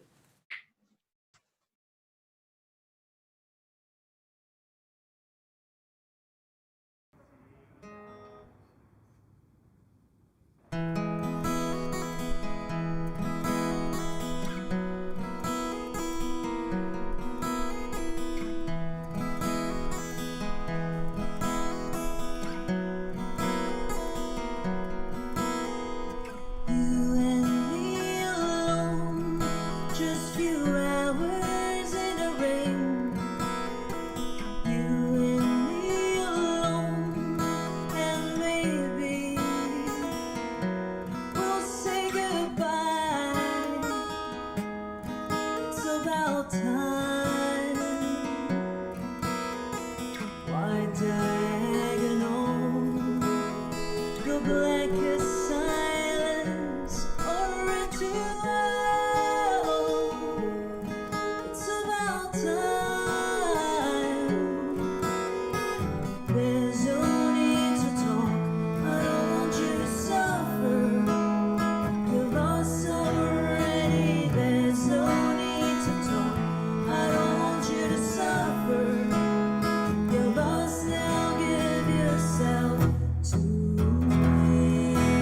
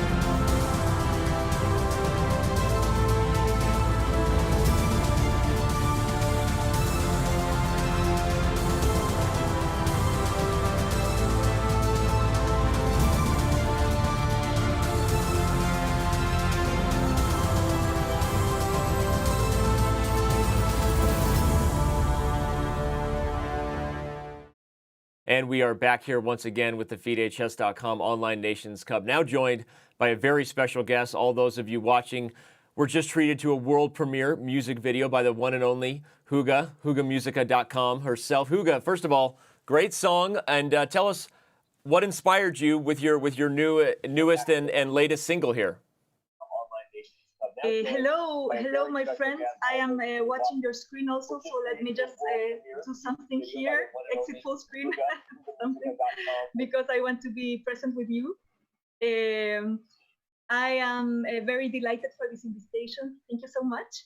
And this song is my fourth chess theme song, inspired by chess. This time is a bit more personal. It has a romantic story behind it, so to say. It compares the ending of a really complex relationship with a chess game, a chess game where you think your opponent should already resign, you know. The title can be misleading because it's "you better resign," and some people say like that's not very encouraging for, you know, for someone to say like "you better resign," like you should be more in a mode to say like you should never resign, you know.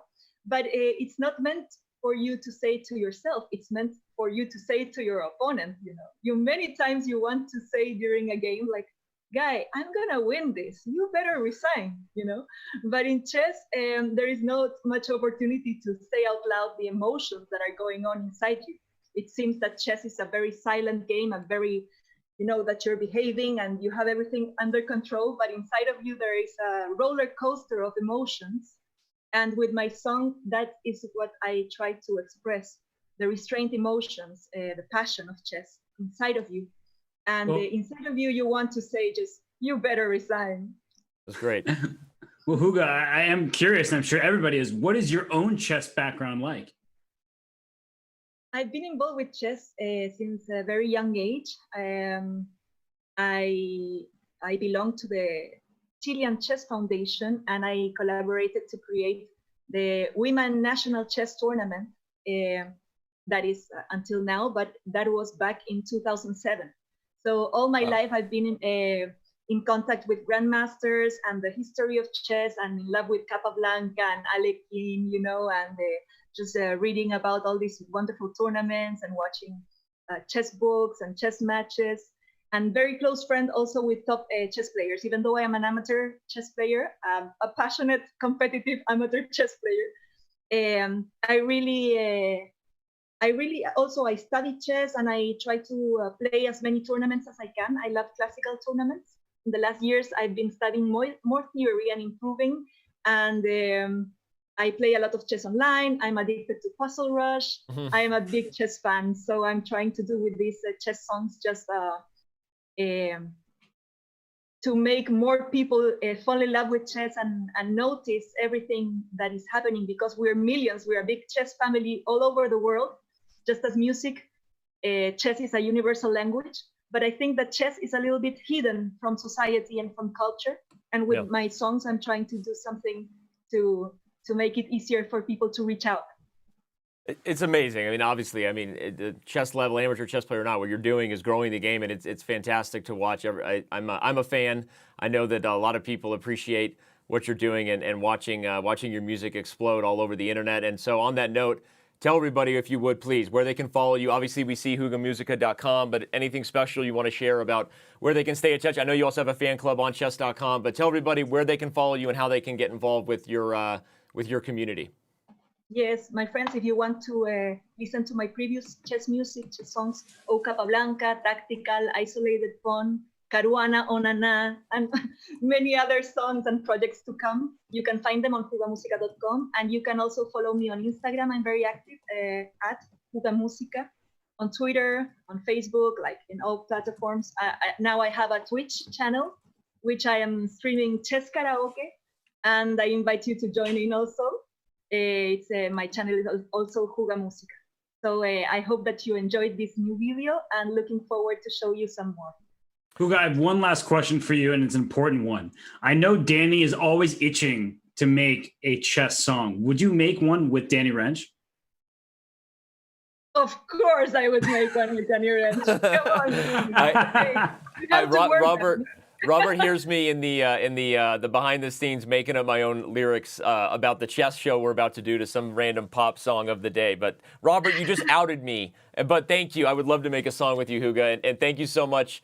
Thank you so much for being here, and best of luck with the new song and your whole career. Thank you so much. Thank you, and congratulations for this wonderful tournament, Online Nations Cup. It's a really beautiful graphics, beautiful transmission, beautiful commentary, and thank you so much, Chess.com and FIDE, for endorsing my video. It's really, it means a lot to me. Thank you so much. Thank you so much. Thank you, Huga. That was the one and only Huga. You can go to hugamusica.com, as we said, and find out all that she has to offer. That was fun, and not something that you see every day on a chess show, but it is interesting and different, right? It's unique what she does for chess and in music as an artist. So so cool stuff. So Robert, we are going to be getting set to head into the final round. We've got the standings there on the left that everyone can see. Of course, Team China, Team Europe, and Team USA are the big three left that we're talking about. Of course, China has already secured their spot in the Superfinal. Team Europe just leapfrogged Team USA. If you missed it, what a round it was in round 9. All kinds of drama, and now they control their own destiny. Team Europe will be facing off with Team World. The same lineup we just saw, minus Anish Giri. Jan-Christoph Duda back in. He'll be taking on Bassem Amin there on board 3. And that's an interesting choice. I think that Anish Giri almost looked to kind of prove the theory that Robin and I were talking about as far as why he was in the lineup by team captain Garry Kasparov.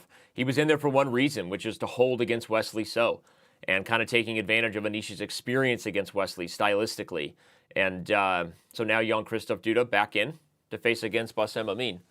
And Danny, I mean, you see Nana Zagnidze in there. You have to leave her in. She has the hot hand. She played a great game against Irina Krush. So Nana Zagnidze going to take on a tough opponent, Dinara Savakasova. But I like what you said there about the trade-off that Gary's making between Anish as solid, maybe use them in the black pieces to hold off his elite opponents, and then putting JKD in, perhaps try to score victory with white. And then, of course, it comes down to the next one. So Team Europe kind of shown first here on purpose because they are the ones in control of their own destiny. But if they should not get the win, let's talk about Team China versus Team USA. Obviously, it is a matchup where USA is the underdog just based on the performance of China. But hey, look at that. Yu Yangyi is not in the lineup for China. If I'm Team USA, that's a little bit of a fist pump there. I didn't want to face that guy who just can't seem to be stopped on board 3. Yeah, he has been the superstar of this event. He has had a meteoric rise of sorts and just winning every game, it feels like. But I also note that on board 4, Zhu Wenjun is in and No Ho Yifan. So you see that board 4 decision, you're spoiled for choice. We know that both of these players are excellent, but it is interesting to note that perhaps Yifan, will she play again in the Superfinal? I'd assume so, but we haven't seen her in this matchup. As Zenpon said, in the words of Lloyd Christmas, so you're saying there's a chance for Team USA. And again, it does seem like, I don't know, I don't believe that it's quite the legendary Dumb and Dumber reference of 1 in a million, but it is obviously, it's a tough task for Team USA. No doubt, none of them would deny it. We know Team China is so good, but these guys have all played each other before. We know there's a potential any time when it comes to high-level chess preparation. Anything can happen. So, Danny, I gotta make a correction here. Yu Yangyi is indeed in the lineup. Our graphic is incorrect. So just to clarify for everybody, the lineup for China will be Ding Liren, Wang Hao, Yu Yangyi, and Zhu Wenjun. So they are using Yu Yangyi. Of course, he is playing so well in this event. He gets the white piece against Wesley So. So I just wanted to make that clear. Fantastic. Very glad you interrupted me because that is information we want to correct, and no reason to dig deeper into that storyline now that we know he is playing. So it is Ding Liren, obviously Wang Hao, Yu Yangyi, and Women's World Champion Zhu Wenjun. So we're going to take a very, very quick break here as we get set for round 10. When we come back, we will do our final previews, final matchup predictions, show you quickly a great game that, again, was Alireza Firouzja, a victory over Sergei Karyakin. We will deliver on that promise, we promise. But thanks for being with us here. Some amazing interviews with Judah Pulgar and hugamusica.com. Check it out. Robin and I will be back with round 10, the FIDE Chess.com Online Nations Cup, in just a minute.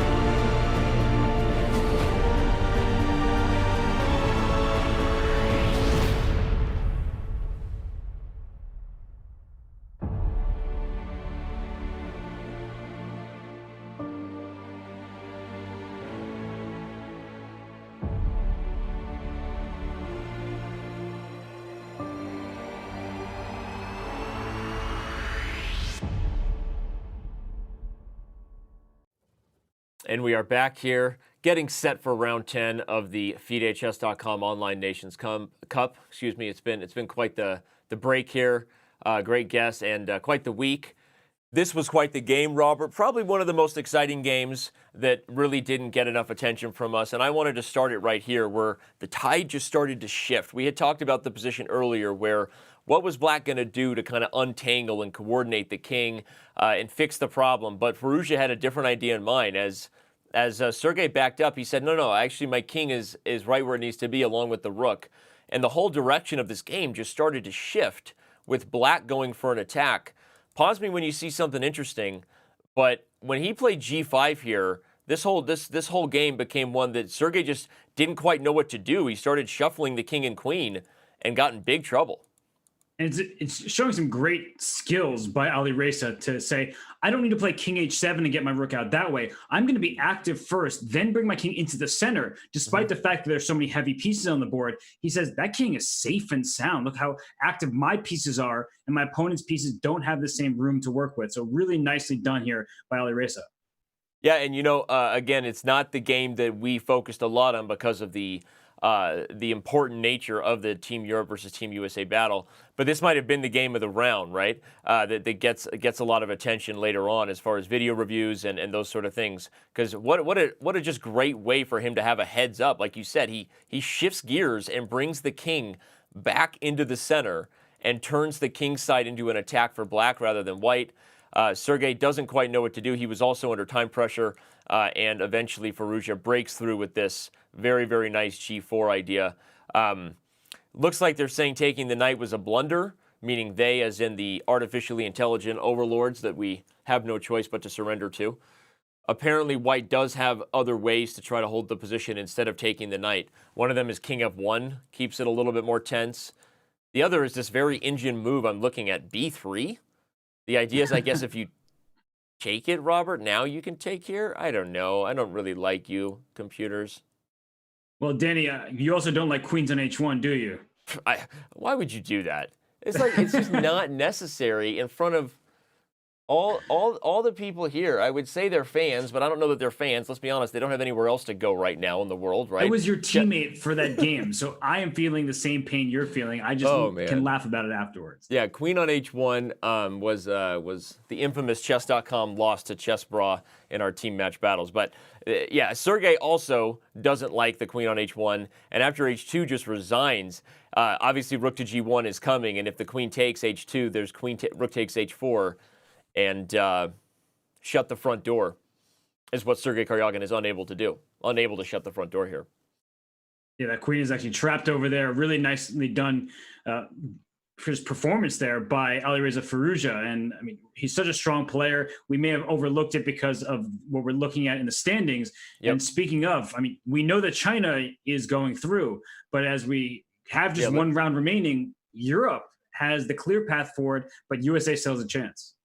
Well, let's bring that up as Robert's talking about it. Let's show everybody what it will be in this final round. Now, obviously, the two bolded options at the top are kind of the control your own destiny option, especially for Europe. Europe advances with a win over the world. Period. It doesn't matter what happens in USA's match versus China if Europe can get the job done and win their match. Obviously, Team World looking for a chance to play spoiler from that perspective and help the Team USA just by playing the best chess they can. But it would take a lot. They would need to draw or beat Europe. And as we can see, the USA advances with a win over China and a Europe draw or loss to World. There is the very unlikely scenario, hence why it's not bolded, that the USA draws China and advances if Europe loses. So Europe would have to lose and not draw their match. Now, you pointed out something, Robert, I'm going to let you take the wheel on at the break. That's an important thing to note about the tiebreaker that occurs in terms of total match points. So let's bring up our tiebreak breakdown and let you go through not just the rules of our tiebreaker, but also what that means for the exact scenario here for Europe and USA. Well, you see that tiebreak number one is board points. Is you accumulate, you aggregate the individual players' results. And right now, Europe and USA, they're tied with board points. And because Europe is ahead of USA in match points, that means if they end up on the same number of match points, then USA will just by nature of the math here will outscore on the individual boards Europe, and thus, if they end in a tie in match points, USA goes through. That means that Europe will always have to keep an eye out. Hey, can we actually draw this match, or is USA winning? And I think Europe just has to focus on their own match, do their best. They are the favorite over the rest of the world, but that's dangerous territory for them. Yeah, and let's run through the matchups there, as you said. They need to focus on their matchup. If they get the job done by beating Team World, the rest is literally history. But if they draw, let's talk again. Team China versus Team USA. If they draw and Team USA wins, that is enough for them to leapfrog because, as you pointed out, by definition of the math, if Team USA wins, they have gained more total board points and they would leapfrog them. So you and I are going to be acting like leapfrogs as we jump all over the map here because all 8 games between these two matchups, China and USA and Europe and World, are going to matter to us. So we're going to do everything we can to follow them super closely.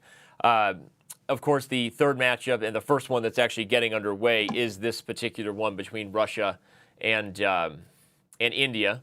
Not the most critical matchup of the round, but remember, of course, it's still high-level chess, and if there's a great game there, we will spy it and maybe show it to you when we can. But I think we got to start here. We've got the board 1 matchups, right? Dingli Ren versus Hikaru Nakamura as far as the board 1 matchup of China and USA, and then you have the Beast of Lyon, as he's known on Chess.com, Maxime Vachier-Lagrave versus Timur Rajabov. Yeah, and I mean, we're going to focus on these 8 games, as you pointed out, Danny. And when I think about these lineups and I think about first the USA versus China match, I'm thinking about board 4. It's always coming down to Ju Wen-jun or Hou Yifan, in this case, Ju Wen-jun taking on Irina Krush. Just, that's where your advantage is. And for the Europe versus rest of the world, I mean, that's, again, it's more of a toss-up on board 4, but the higher boards favor the Team Europe. Of course, there's tons of other games, too. We'll just quickly flash them. Levana Ronian is taking on Alireza Firouzja. I mean, this is Team World versus Team Europe, and this will also be absolutely huge if Firouzja is somehow playing spoiler here as white and upsetting Team Europe. That's not what they want. Fabiano Caruana, going back to the old number 1, as they say. He is the world's leading expert on the Petrov, but guess who might be number 2 right behind him? Or maybe number 1, depending if you ask him. Wang Hao. Wang Hao, Yu Yangyi, the Chinese players, they love themselves a good Petrov. And, well, they often have Fabiano Caruana and his team to thank for some of the new lines that are dug up. And we look at this position. White has these double C pawns, which to some say, hey, doesn't Robert always say a pawn's best friend is another pawn? So these double pawns probably aren't good. But you do have a semi-open D file, some pressure down the D file. And if I can eventually play C4 as white, then this pawn on D6 becomes a target. And not to mention some kind of knight G5 with some pressure on the black king side as well. So I typically like these positions for white, but Fabiano Caruana, let me ask you, Danny, do you think there might be a moment where he's just like, wait a second, I played this from black side as well. I kind of like it for black. What I will say is there's going to be moments where we have to reference all the different games Fabiano has played as black and white, right? Now, we will, in a rapid affair, not have a ton of time to give you an opening theory lesson here. But if anybody's curious, I mean, I'm pretty sure this exact position did occur in the 2018 World Championship match between Fabiano Caruana and Magnus Carlsen, or at least something very similar to this. I mean, you and I feel like we were just talking about a couple games in this line from the candidates. So, I mean, you already highlighted one of the key features, right? Will the pawn get to C4 and make D6 weak? Does the pawn on C4 get met by D5 and black fixes all of it and opens up more lines? Queen A5 is an idea. As you said, knight G5 is an idea here, and that could be something black worries about with all the tricks that come. But, Wang Hao taking a second to think because he knows that even just a subtle move order difference here, Bishop F4, not the move Fabiano has played every time in this position, is enough for him to make sure he pauses, and now he decides D5 to try to hold back C4. So, sorry I didn't quite answer your question there, partner, as far as does Fabiano want to be black? I don't think so, but I know that in Fabiano, I trust in these positions. I'll say that. But in Wang Hao, I also trust. So now I feel like if I don't disagree with you at all. We are on the same page. This is gonna be a theoretical battle that everyone pays attention to. And look at this. We saw knight G5, bishop to G4, hitting the rook on D1, and F3 closes off that bishop. And white often wants to go for G4, H4, pressing those pawns forward because you've castled on opposite sides of the board. That's a dynamic that we can't look past. And look at this bishop to D7, trying to make a claim, I guess, the knight on G5 is not a good score. Hey, is there some kind of bishop H7 check right now or knight H7? Dirty dog. Dirty So- dog. Just go knight h7 Let's do it. and just take on h7. And you take a d5, and in the end you have queen h5, so the bishop can't move because down goes the first lady. Wow. What Wait a is second. happening? Is this prep by Fabiano or a blunder by Wang Hao? Because now I think he's it's paused. It's a blunder. It's got to be a blunder, but it's also showing that these are the leading experts here. And again, I kind of smelt a small rat when Wang Hao slowed down on bishop f4, just at least to say that this was clearly at least a move order he wasn't ready for, because these guys don't pause and think in the openings that they're the best at for no good reason, because they know they'll need their time later when the novelty is eventually uncorked. And then he plays d5, and I wonder if that was a mistake, because by the way, on f3, what were you going to do? Play bishop h5 and allow the pawns to come at you with tempi? I guess he was nervous. And now Fabiano might be winning on the spot here. And I wonder if Wang Hao mixed up his lines or what's going on here, because this just looks like a big problem. Just take that pawn h7 and you get away with it. This is crazy. I mean, I was already going to say before the confirmation, if there was a blunder, that if you were just taking an objective step back and saying, well, you know your team has to win, would Fabiano say, I'm happy with the opening I chose? I think yes. And then all of a sudden that eval bar, we see that, +2 according to the engine started to creep up. I'm like, yeah, regardless of the practical factor, let's get concrete up in this. I'm in shock because I never expect Wang Hao of all people to blunder in this way. And I mean, does Fabiano not see it? He must see it. He's probably he's triple just confirming. There's no way he doesn't see this. He's confirming and double checking. He also has a small time advantage. We're not going to go anywhere until Fabian corks this, but I'm spying these other games. Again, if you're just tuning in, you can hear the hype in our voice. Oh, man, I am excited for round 10 here of the Online Nations Cup. The USA has to defeat China for a chance to move on to the Superfinal, and Fabiano is trying to lead the way right now. And, our daily question was, what will it take to beat China in the Superfinal? It might take a blunder from Wang Hao on move, 15 or whatever move we're on. And, it's scary how good they are, but this is what happens. You make an oversight, and if your opponent punishes you, it's over. And Fabiano is so concentrated. I thought his camera was frozen for a second. We see the young international master Christopher Yu hanging out in the Chess TV chat. You can head out over there and hang out with some title players if you want, fans, chatting on YouTube and Twitch. But Christopher Yu says, and I think he's right, that Fabiano is actually calculating the difference between bishop takes h7 and knight takes h7, because knight takes can be met by rook e8, and maybe the attack, obviously white stole a pawn, but the attack isn't rolling. So he's wondering whether he can justify the forcing move, the check, right? And in a line like this, though, there's still rook e8 at the end of it, but then there's this move. And so I think Fabiano's thinking, because it's kind of messy, right? He's trying to make sure he executes the right way. And it's a good point, and it's one that we criticized Maxime on in the previous game, although Maxime came on the interview, he's like, it just never came to my mind, which happens. We all have these moments in chess where there's an idea that just really just doesn't come to us, and we're after the game like, of course I should have seen that. But right. Here, Wang Hao looks like he's seen it, because he looks very unhappy. Yeah. And we've seen him in this pose for a while, and just like, how could I make this mistake? The good news for China is you've already qualified, so your place is safe. But right. Let me ask you, Danny, would you rather play Team USA or Team Europe if you're the Chinese team? Oh, wait, are you suggesting what I think you're suggesting? I'm not at all suggesting that, because that would not be okay. I'm asking you just generally speaking. Okay. Well, I mean, okay, like I don't think I was implying anything super unethical or subterfuge. I mean, you talk about an NFL and other things. People talk all the time about who they really want to. Look at the move. He doesn't I'm sorry see to it, interrupt though. you. I know. I see. He doesn't see it. Whoa! Look at Wang Hao and how happy he is. Look at that. He just like leaned back and grabbed a Gatorade and said, "This almost blunder is brought to you by Coca-Cola," or whatever he's got there. Oh my gosh! Oh my gosh! Fabiano misses. Holy cow! To use the totally PG term that Christopher Yu just said in the Chess TV chat. I'm not going to drop the holy bleep I wanted to say. Okay, again, knight takes h7 is winning. It's winning, ladies and gentlemen. We're not kidding. It's winning, and I'm not kidding. I'm a poet, and I didn't know it. c4 by Fabiano. What in the world?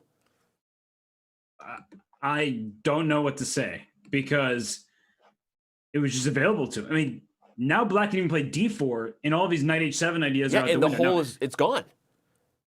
But the whole tactic was based on d5 hanging, everybody. Whether you take with the bishop or the knight, the point is this works because of this.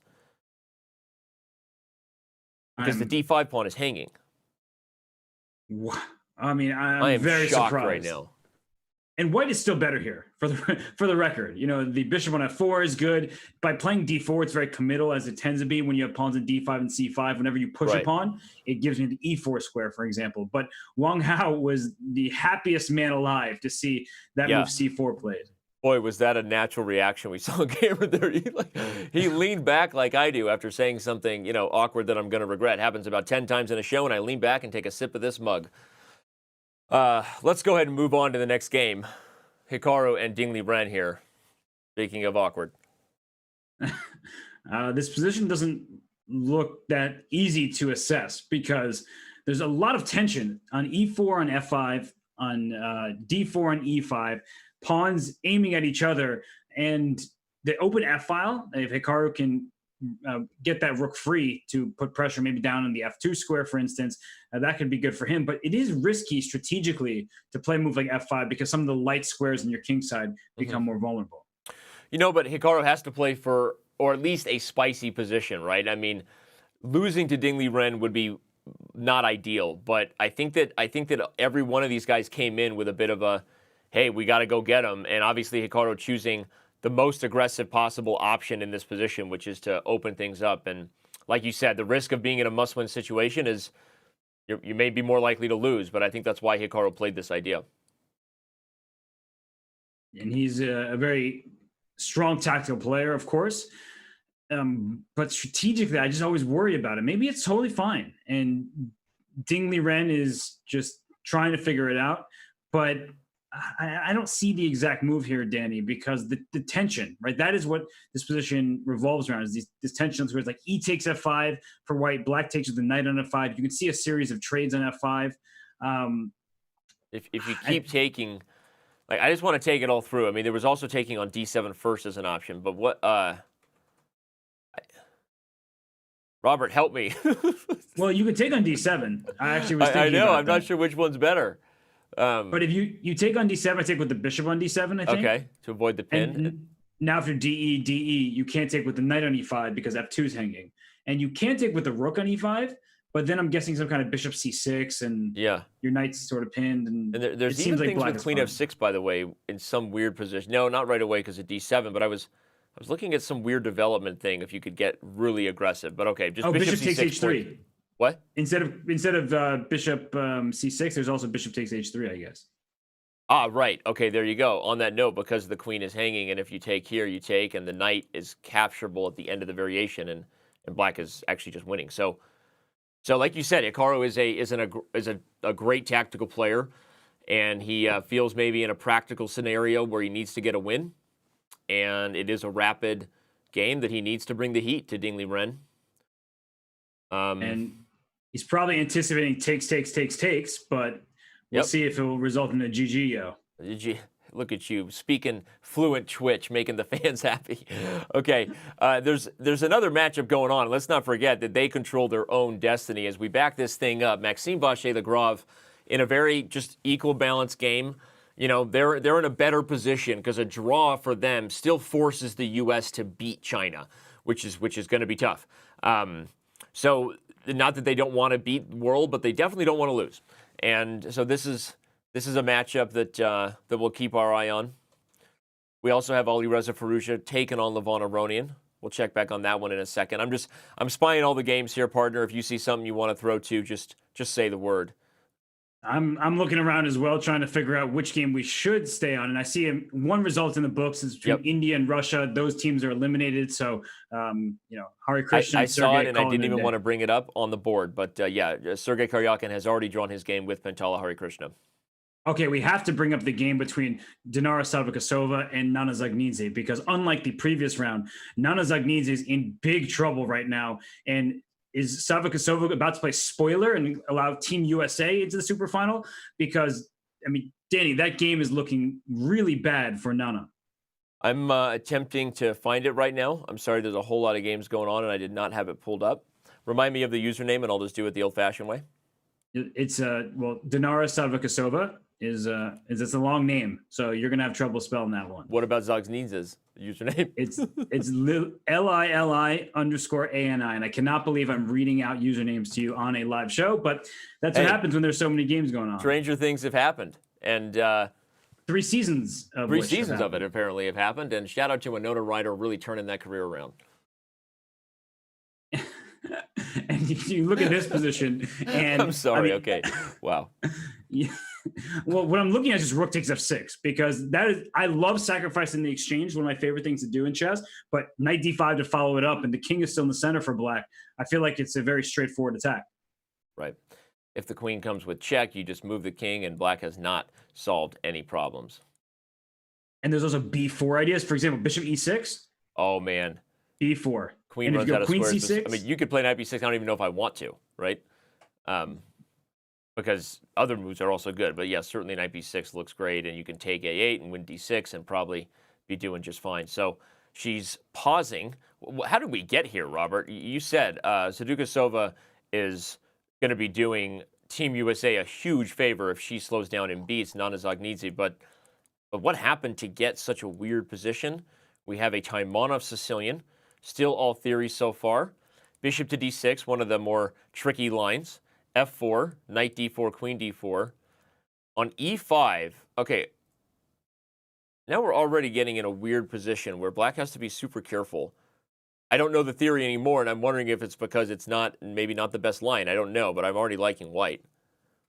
but maybe this is theoretical, and I'm overestimating white's chances, because somehow, I mean, to me, that exchange sack is so natural, where I'm just taking on f6, knight d5.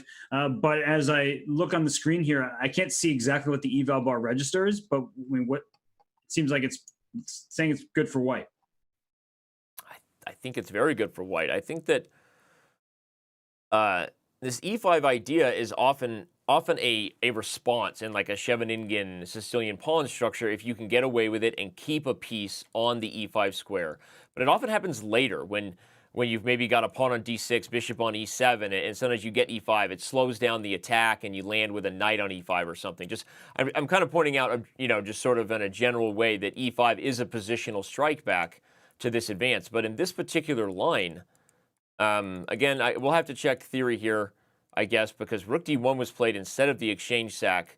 So apparently either we got things that are being missed or there's something about this we don't know. I still think white's better, but certainly not as good as that exchange sack was looking. Although I guess just the safe and sound method is good too, going after d6, because if you ever bring your king up to protect that pawn, then I'm certainly thinking about sacking my exchange on f6. So I think that black is just going to be worse and suffer in this one.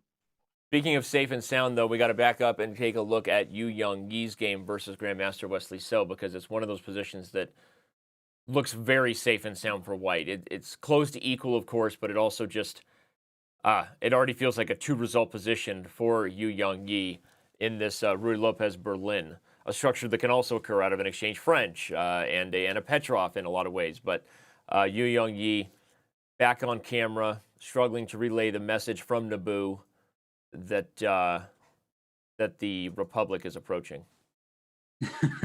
Well, it does seem like it's just an even game. It's a symmetrical pawn structure. White's knight is doing well on c5. And in fact, sometimes you want black to play b6 to try to kick it, because that allows me to play a takes b6 and make my rook on a1 look more useful and weakens the light squares on the queen side. So whether or not to play b6 for black is a tough question, but I guess white answers by playing a6 himself.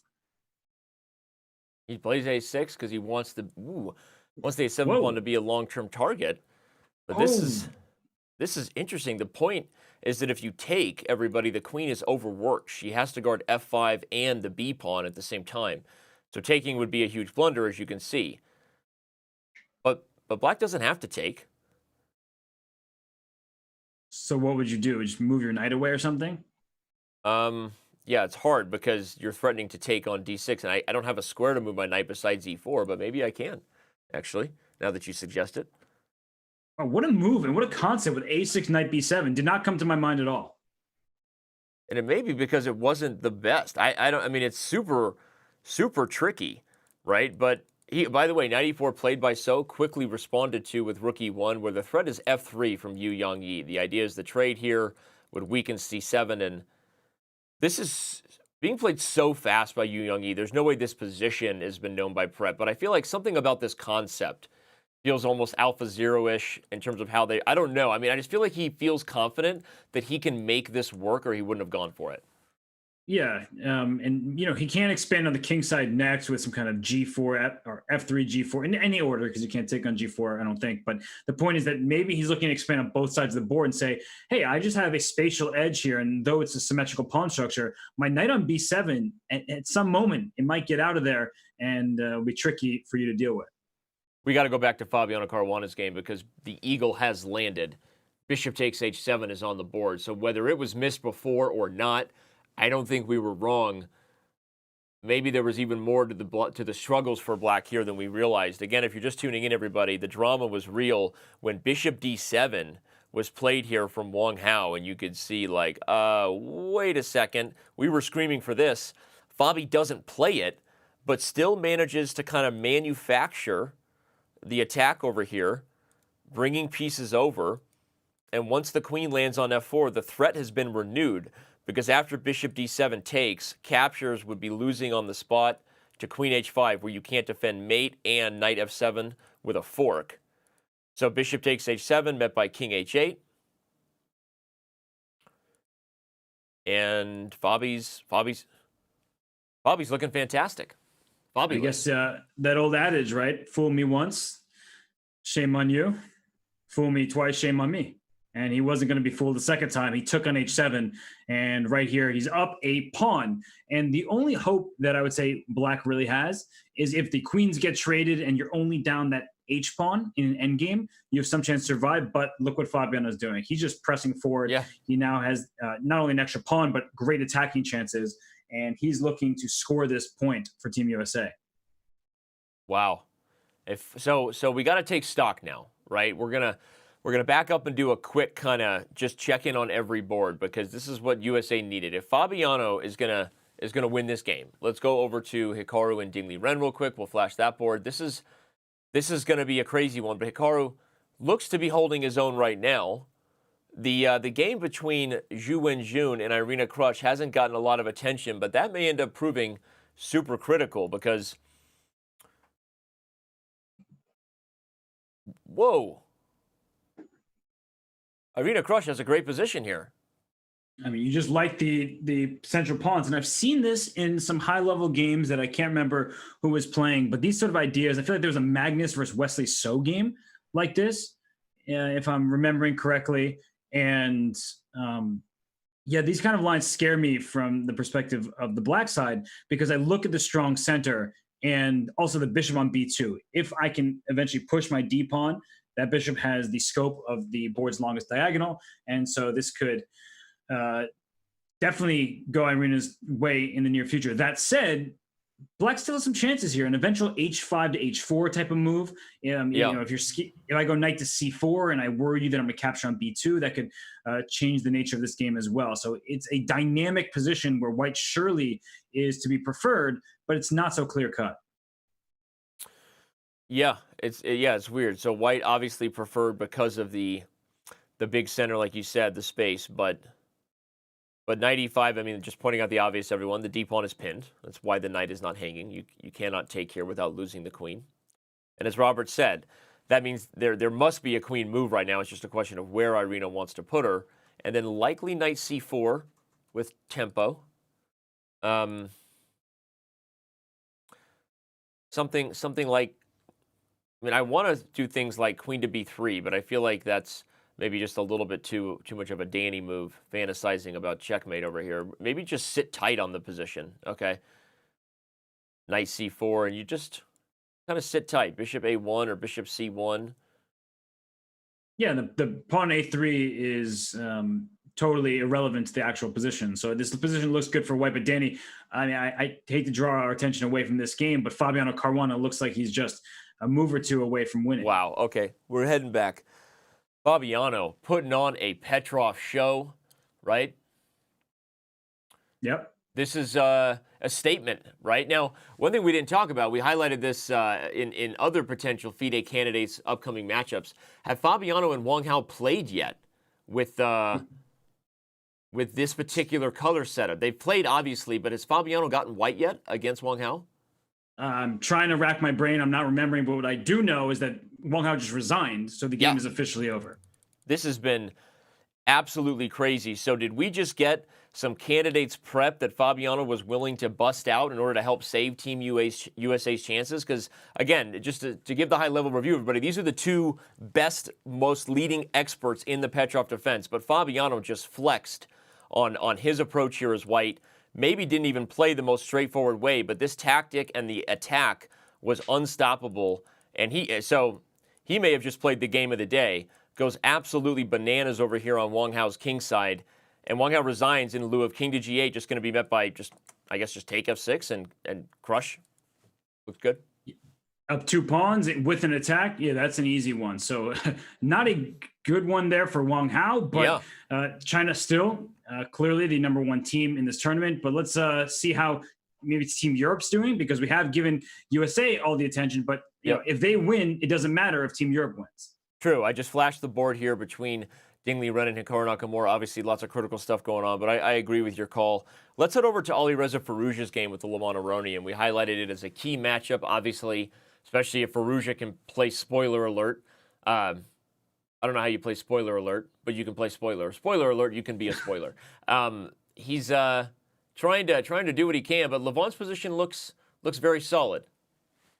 Yeah, it's one of those positions with the 2 bishops for white, and you're trying to play on both sides of the board. But as I know full well from watching Hikaru Nakamura's games and being on the losing side of games against him in Blitz, when you have these knights and you just have a c4 square under your control, it's just, you know, not allowing white to mobilize on the queen side. So that a4 pawn is a long-term weakness, where black at some point would like to play pawn a5 himself and then play pawn b5 and create an outside pass pawn on the queen side. Yeah, it's a really great point that it is also long term. If you do it too early, then maybe you give white weaknesses to target. So it's a patient game. Bishop e6 maybe being played to put the bishop on f7. White has a small edge objectively, I guess, because of the bishop pair and kind of the space. But I agree with you. A lot of the long term factors say that black is a rock, and this is going to be really hard to break down. And Team Europe's chances are not looking good, because I don't see a single game where I can really claim an advantage for them. And I can see some tough position for Nana Zagnidze. That board is really where I'm... Yeah, let's do it. We'll head over there. I mean, Nana Zagnidze was the hero in many ways in the last round. If you're just joining us, she defeated Irina Krush. But in this round, she's not looking great right now. And what a storyline that would be. China has not lost the entire event. Team USA already up 1-0 because of a brilliancy here from Fabiano Caruana. Wow, crazy stuff. And in this particular game, white is simply up a pawn right now. So that d6 pawn did fall. White is up a pawn. Black's king is in the center, which in some ways can be good because we're getting into an endgame.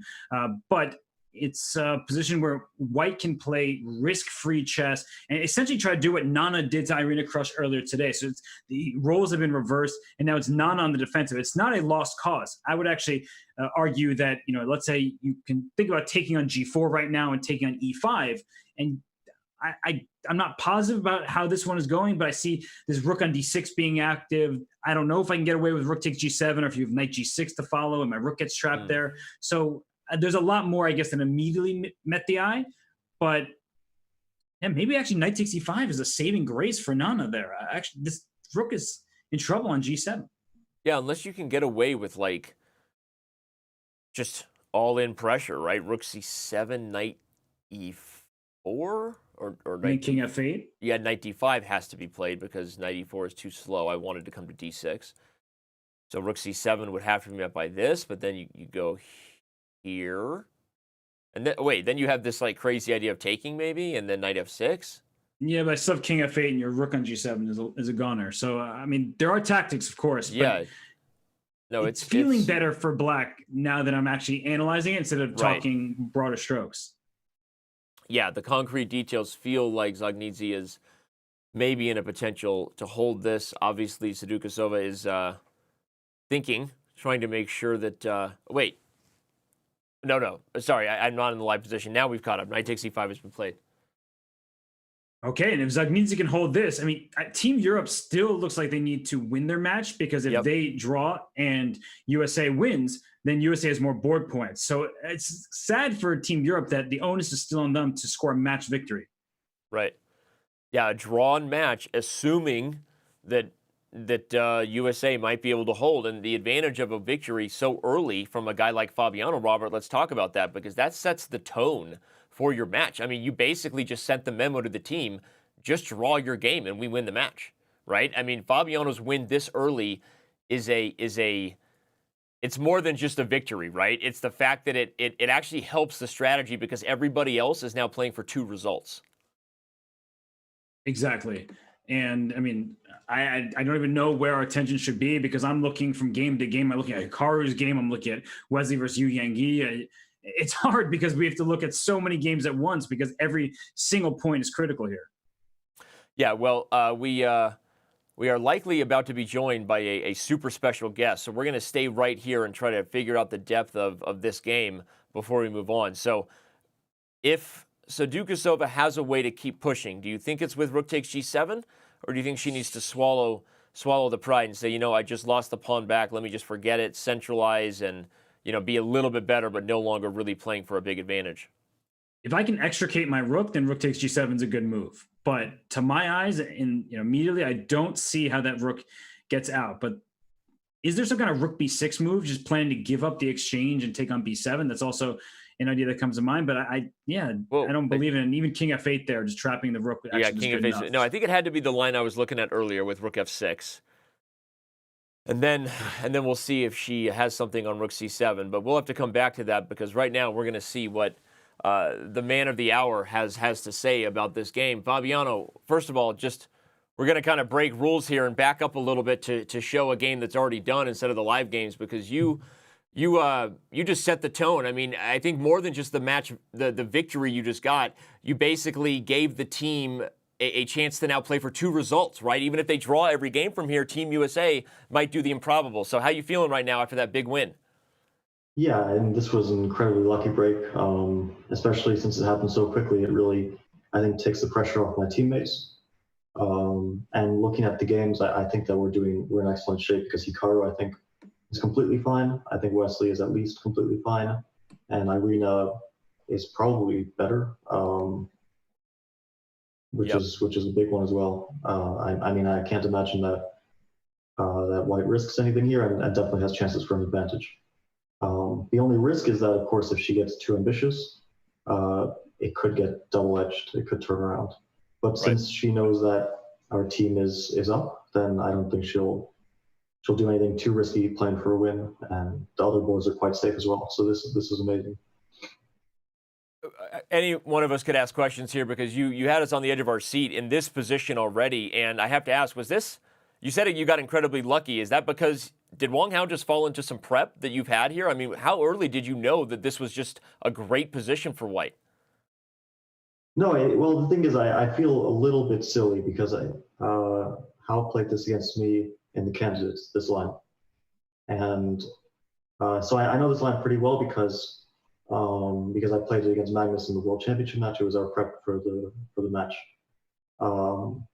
And so there's a lot of old ideas from 2018 that I have, and before the game I had to choose one of them. And all the ideas are sort of, they don't give White an advantage, but they're all kind of tricky. And this particular one, with bishop f4, is very easy not to miss an analysis, because the computer just doesn't show it. And the reason is because Black is probably better after bishop f4. But it is very complicated, and he, I think, went wrong immediately with bishop g4. He had to play c4 and kick my bishop back.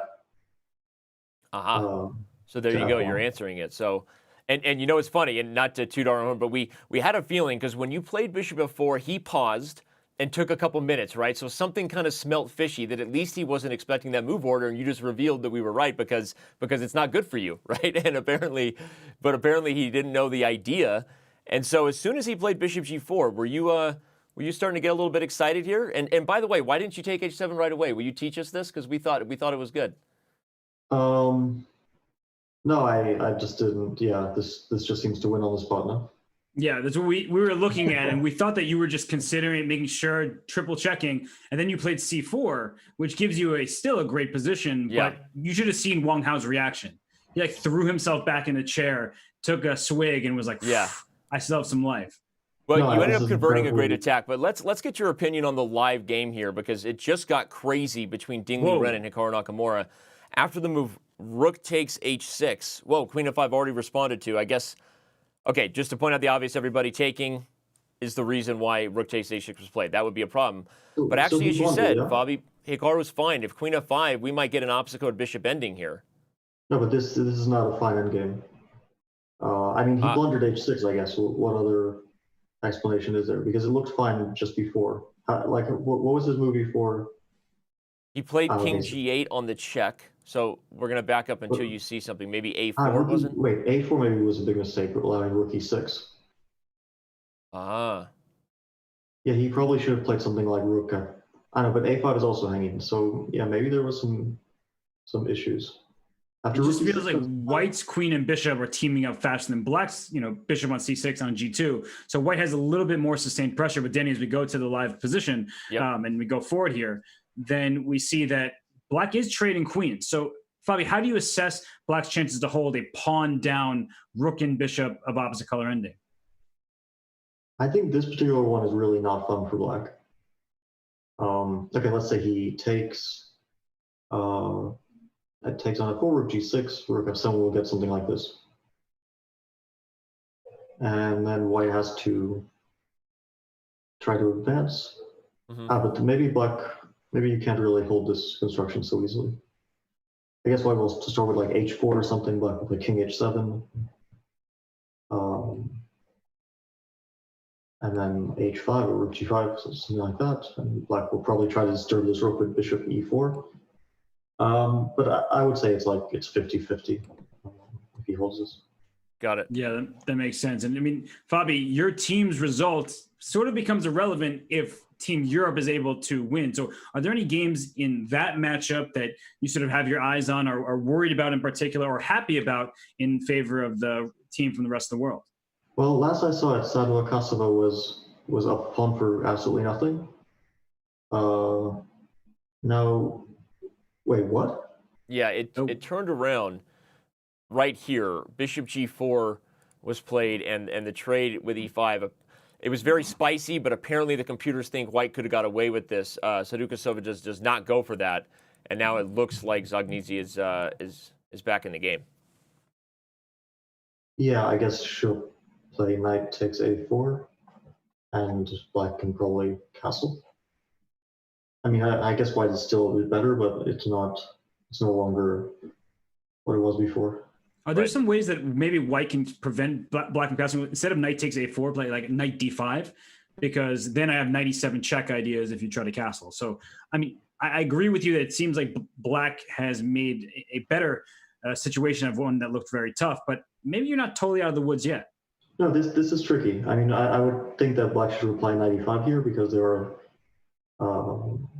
and I just don't see a better move, and then try to reinforce it with f6. This looks pretty solid. Of course, there is stuff like rook b7. Black still can't castle and can't take on c2 because of rook b8. So it actually doesn't look too pleasant either. So with this game, then, I mean, I guess, okay, anything can happen, as we know. Blunders happen. But with that game where you thought Zagnidze would be a big favorite, right? That kind of puts you in a position where you start thinking, maybe Team World can draw this match, right? The game between Aronian and Furusha seems okay for Ali Reza. Maxime doesn't really have an edge at all as White against Rajabov. So what are you thinking right now? No, it's a good situation. I think that Ali Reza has probably a more comfortable position. I mean, Black's king is a little bit unsafe. The bishop on g5 is really strong, and it's completely unopposed. I don't see how Black will organize his pieces. On the other hand, it is still pretty solid for Black. And yeah, this is a funny one with this a6 knight b7 idea. It kind of shocked us. What do you think of this idea? I said, and probably crazily, that maybe it's an idea he's prepped. Not, of course, the exact position, but maybe he's thinking, okay, this is an idea you can make work, because it seems so odd to do this, to put your knight on b7 when you didn't have to. But what do you think about it? Maybe he just thinks this is just fine for white. I don't know. I think he's just having fun. I mean, for China, they've already qualified, and this match is not too relevant for them. Yeah. I mean, it's actually completely irrelevant for them, so they can have some fun. And also, he's had a very good event so far, so he's probably kind of confident and feels he might get away with something like this. It doesn't look clear to me. I don't, because black will have to make like, let's say black plays queen d7 and white takes. I would think that black will take with the a pawn, but this does allow a pass pawn. So probably black doesn't want to do this. Right. I mean, because taking with the c pawn allows, you know, knight on d6, and white is the only one who can be better, or queen on d6. So I don't know what. I mean, he can also take on b7. In which position right now? Yeah. Take, and cb looks normal. And then, I mean, okay, queen b6 is very safe, but it's going to be a draw most likely. And, well, there's also rook c7 to watch, instead of queen d6 to watch out for. I don't know if that's too concerning for black, because you can just play queen b8. I would assume that white should have enough for a draw, but black is also okay. Well, black, I mean, if black doesn't want to allow rook c7 and all this stuff, he can just play queen takes b6. It's completely safe for him. Yeah. Well, Fabio, I mean, I hate to divert our attention really quick, but I do have one game that we haven't given enough attention to, and I think your input would be extremely valuable because it's not so clear to me. In Jan-Christoph Duda versus Bassem Amin over in the Europe versus rest of the world match, what do you make of this position? Because no pawns have been traded, and white has two knights against the two bishops. I don't like black's position very much. I would like it more if he could have gotten organized in time. If he could, let's say, have his queen on d8 and get c5, bishop g7, and something where. But now it feels like white will get c5 and the pawn on d4 will be very weak. Mm-hmm. I think that's white's plan. Like next move. Yeah. Well, and black can't play c5 himself because there's a bc. Too many things hanging. So yeah, that's huge. c5 is coming. So like bishop e6 comes to mind here. But then white can play queen b2 and threaten to hunt directly. So I don't know. So you think this is Team Europe's sort of chance to punch through a victory, because the match hasn't been looking very good for them? Yeah. I think this is a good chance to win. Yeah. I think that white has pressure here, but they're both kind of low on time, so it could get random. Because even if you win this pawn on d4, black will always have some counterplay because of the bishops. Yeah. Well, Fabi, it's been amazing to have you with us again. You set the tone here with a huge match victory. If you're one of the 25,000 plus with us, you're just tuning in. Fabiano Caruana defeats Wang Hao in a fantastic game that finished quickly. But before we let you go, do us one last favor and just take a look at this game with Ding Liren and Hikaru. Obviously, Ding pushing. But if you were to set up some sort of defensive setup, like give us the high level, I would want my bishop here, my rook here. How does black potentially try to hold this endgame, you think? Well, this one's particularly easy because if I put my bishop on c4, my pawn on b5, I think black is already better. Okay, so, yeah, a2 is a problem, I guess. and this is what he's going to try to get by playing, I think, bishop d7 next move and then bishop e6. Right. He's going to just start some counterplay. The few questions are like if white can get away with rook a5, but I assume black will generate counterplay against g2 in time with rook e7. Right. I think it's actually rook a5, rook e7 is his only move. Otherwise, you have no way to actually get into white's position.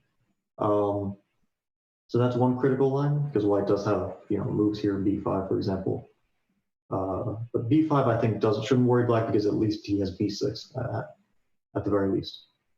b6 and rook a3, bishop b5. Right. And, okay. Nice. Bishop takes b5 and just take bishop takes b5. Sorry, I'm having a little trouble here. Go ahead. This is completely equal all of a sudden because white's pawns are now broken. His rook is bad. I don't know. c4 is also a logical move instead of rook a5. I would think that c4 is very logical, but it allows rook d7, so maybe this is a bad move. I don't know if white wants to do that. Okay. Well, you helped, I guess, point out the a2 pawn here and maybe some of the critical lines we might see at this. Okay, obviously a lot still ahead. Who knew you would be done so quickly? Right now you get to go have some rest and watch your teammates. Maybe do what people thought was improbable here and beat China and get your way into the Superfinal. So either way, Fabi, congratulations on a great event here, whether you make it to tomorrow or not. And thank you for being so awesome with all these times you've joined us. Yeah, thank you very much. Thanks, Fabi. Right, see you. See you guys. Back over here to the Hikaru cam, the Dingley Ren cam, Fabiano, the maybe one of the highlights of the event so far as the show goes, that he's joined us so much and given his thoughts, you know. It's been awesome to have him in most of these rounds, and he's been doing so well that we have the pleasure of having him join the broadcast. And I mean, some of these games are just like, yeah, I mean, I'm looking at the Nana Zagnidze game once more because we're throwing ourselves from match to match because these are the two matches that dictate who makes it to the Superfinal. And Nana Zagnidze's king is out on G6 in her game, but I think she's escaping here. I think she's doing okay, but if we're predicting it's still a position that white probably won't lose, then I'm actually wondering what's going to happen in the Alireza Firouzja Levon Aronian game, because that game looks like Firouzja is breaking through. So sorry to switch gears again, but I think that game may end up becoming the critical one because Alireza has opened the H file. This looking very dangerous for Lev.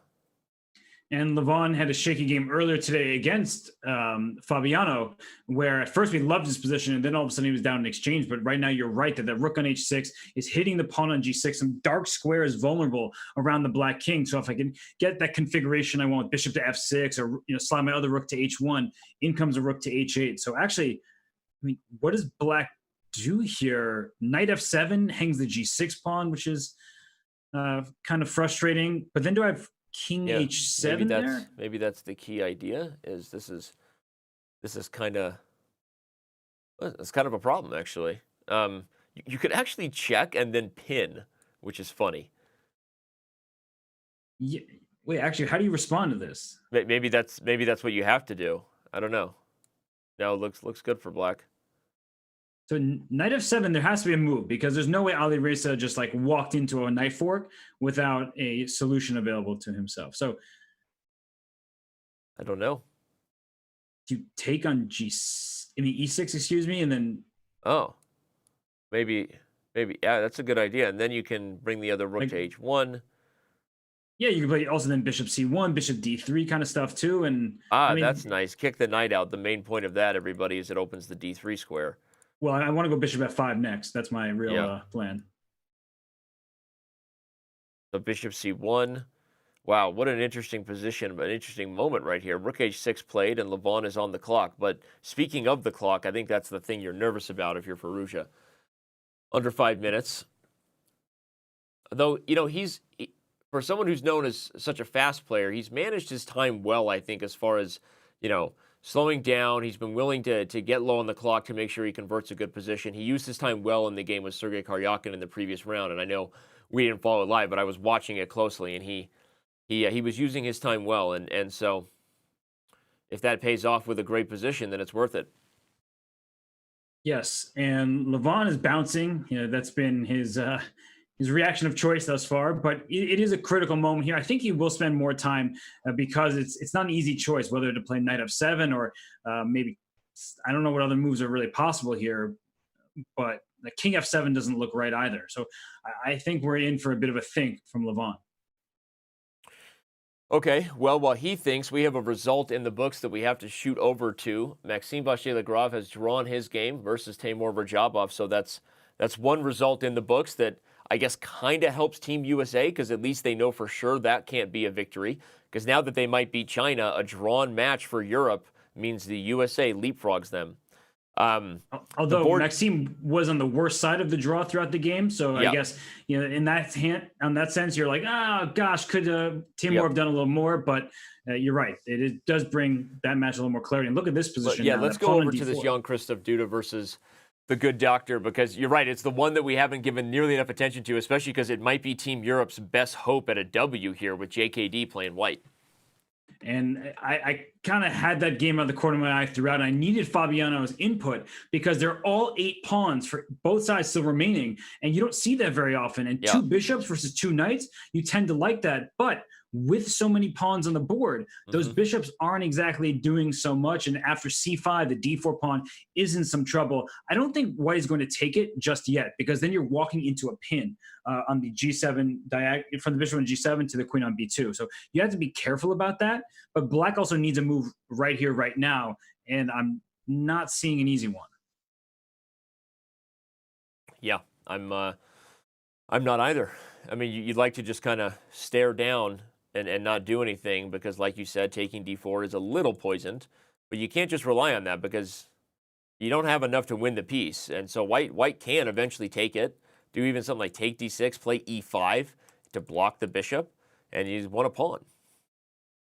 That's true. You can't let it sit there for too long. But I also think that if you make some kind of committal decision, like a5, for instance, comes to mind for black, but that's a typical idea. But when the b7 pawn is so weak, and he plays rook to e8, which I think is a totally fine move. But maybe I'll just move my queen out of the way from the diagonal. I think a queen move threatens the pawn on d4. And I'm happy if you ever play d takes c5, because after b takes c5 for white, that b7 pawn becomes a true target. Yeah, so almost like it's one of those weird positions, like when someone has an isolated pawn, but the best thing to do is actually not to take it, but to just continue to build your stronghold around it. Sort of comparable here. White doesn't really want to take, and then give black the potential compensation. He wants to sit on the advantage. The bishops, as you said, don't have a lot of scope with so many pawns on the board. But then on that note, how do you make a breakthrough? How do you force black to blink first, right? Because as you said, just to point it out visually again, this is really not what you ever want. So what does white do then, if not take the d4 pawn here? Maybe queen d2, just get my queen off the diagonal, because then I am threatening the pawn. Okay. And I'm hoping you take me on c5. You'd love that, but I won't do that. No soup for you. But okay. There's not really anything clear for black to do instead. Yeah. And this move actually threatens other things if you really end up wanting to force it, like not just knight takes d4, but queen f4. I mean, you're not trying to switch to the king's side necessarily, just pointing out that white has ways to kind of poke, and black doesn't have great ways to improve the pieces. But you know who does have great ways to improve the pieces? Ali Reza Firouzja, because if we go over back to that game, his attack has been heating up. And look at the rook on g1, threatening a knight f5 type of check, or a knight h5 type of check. Wow. Everything is going right with white's pieces, and black has not found a way to defend that king. Wow. What a game here. If Firouzja wins, again, it's been the board twos that seem cursed for Team Europe in this last round. If you're just tuning in, Fabiano Caruana won a fantastic game against Wang Hao that he revealed was basically prep as old as his world championship match versus Magnus Carlsen in 2018, and kind of played a line that he knows is a little suspect, but maybe a good choice for Rapid, and it paid off. Fabiano destroys Wang Hao on board 2, and Ali Reza Firouzja might be beating the Europe board 2 right now. And he would be the hero for the American team. It sounds weird. Right. He's playing for the world team, right? Not the hero they asked for necessarily, not on their team, but the one they're getting. So, yep. Interesting. And, I mean, just look at this position. Where does black even move here? There's so many threats revolving around this g6 pawn, the king being on g7. And maybe you just run away with king f8, but can I just steal your pawn and ask questions later? You'd like that, right? I mean, the threat of knight h5 is a real problem. So, I mean, just to point out again, everyone, like if you try to defend the g-pawn instead, here comes the knight to h5, and I don't know where the king's going to go. Maybe tries to run out. But then you have knight f4 regardless. Right. I was going to point out you don't even have to move the knight because it's pinned, but you're right. Your move is very forcing, so just do it and go win the pawn, right? So yeah, this is rook g1, the shuffle, right? The truffle shuffle. And it's something that's actually easy to miss because your rook on h1 looks so good, doubled on an open file. But there's a king on g7, and now you're creating problems on 2 different files. And he's just going right after that king. I really don't see a move here. King of8, it feels like the move that's necessary just so you don't immediately lose the game, because I see so many of these lines looking like it results in immediate defeat. But the G pawn's falling, like you said. yeah, it's Wow. It's just such an unpleasant position. Like you said, Rook G1 easy to miss. The truffle shuffle almost as easy to miss as an 80s cult classic. There we go. Wow, and Team USA is, I mean, actually, I'm looking at Wesley So's game now because everything's going right for Team USA. Let's do it. Back at Look it. at that game. And you saw that eval bar just plummet and go in Black's favor. Look at that king on F2 versus the king on G7. One of those two kings is safe, and I promise you it's not White's. First person to mention the Chunk Goonies reference in the Twitch chat, send me a message on Twitter. You get yourself a diamond membership for that subtle pop culture I was feeding. You get the hidden reward. All right. Yeah, this is fantastic for Wesley. I mean, at least as Fabiano said, he's not going to lose this as Black, right? Okay, we can always be speaking too soon. Blunders happen, but Black is maybe better and certainly not going to lose this position. Black for sure is for a choice here. By the way, Wesley So D4 declined a draw. I can see it. The draw was offered, which is already huge, right? Because he knows he only needs a draw, really. But if he gets a win, that would be clinching it, regardless of what happens in Nakamura and Crush's game. Well, I wouldn't say a draw isn't necessarily enough, because if he draws, then Team USA makes a draw overall, and Team Europe draws, then USA is out. So Right. USA wants to win the match. So I would never accept a draw here with the dominant position, Yep. especially as I looked at Hikaru's game a little nervously, as Dingley Ren still remains a bit better in that one. And you don't Yep. know what's going to happen between Ju and Jun and Crush, just because it's positioned without any sort of clarity. Yeah, crazy stuff. Bishop D3 now played by Yu Young-yi. Again, the reason is that the D4 pawn was hanging, so you're kind of cutting off the queen and rook's communication on the pawn.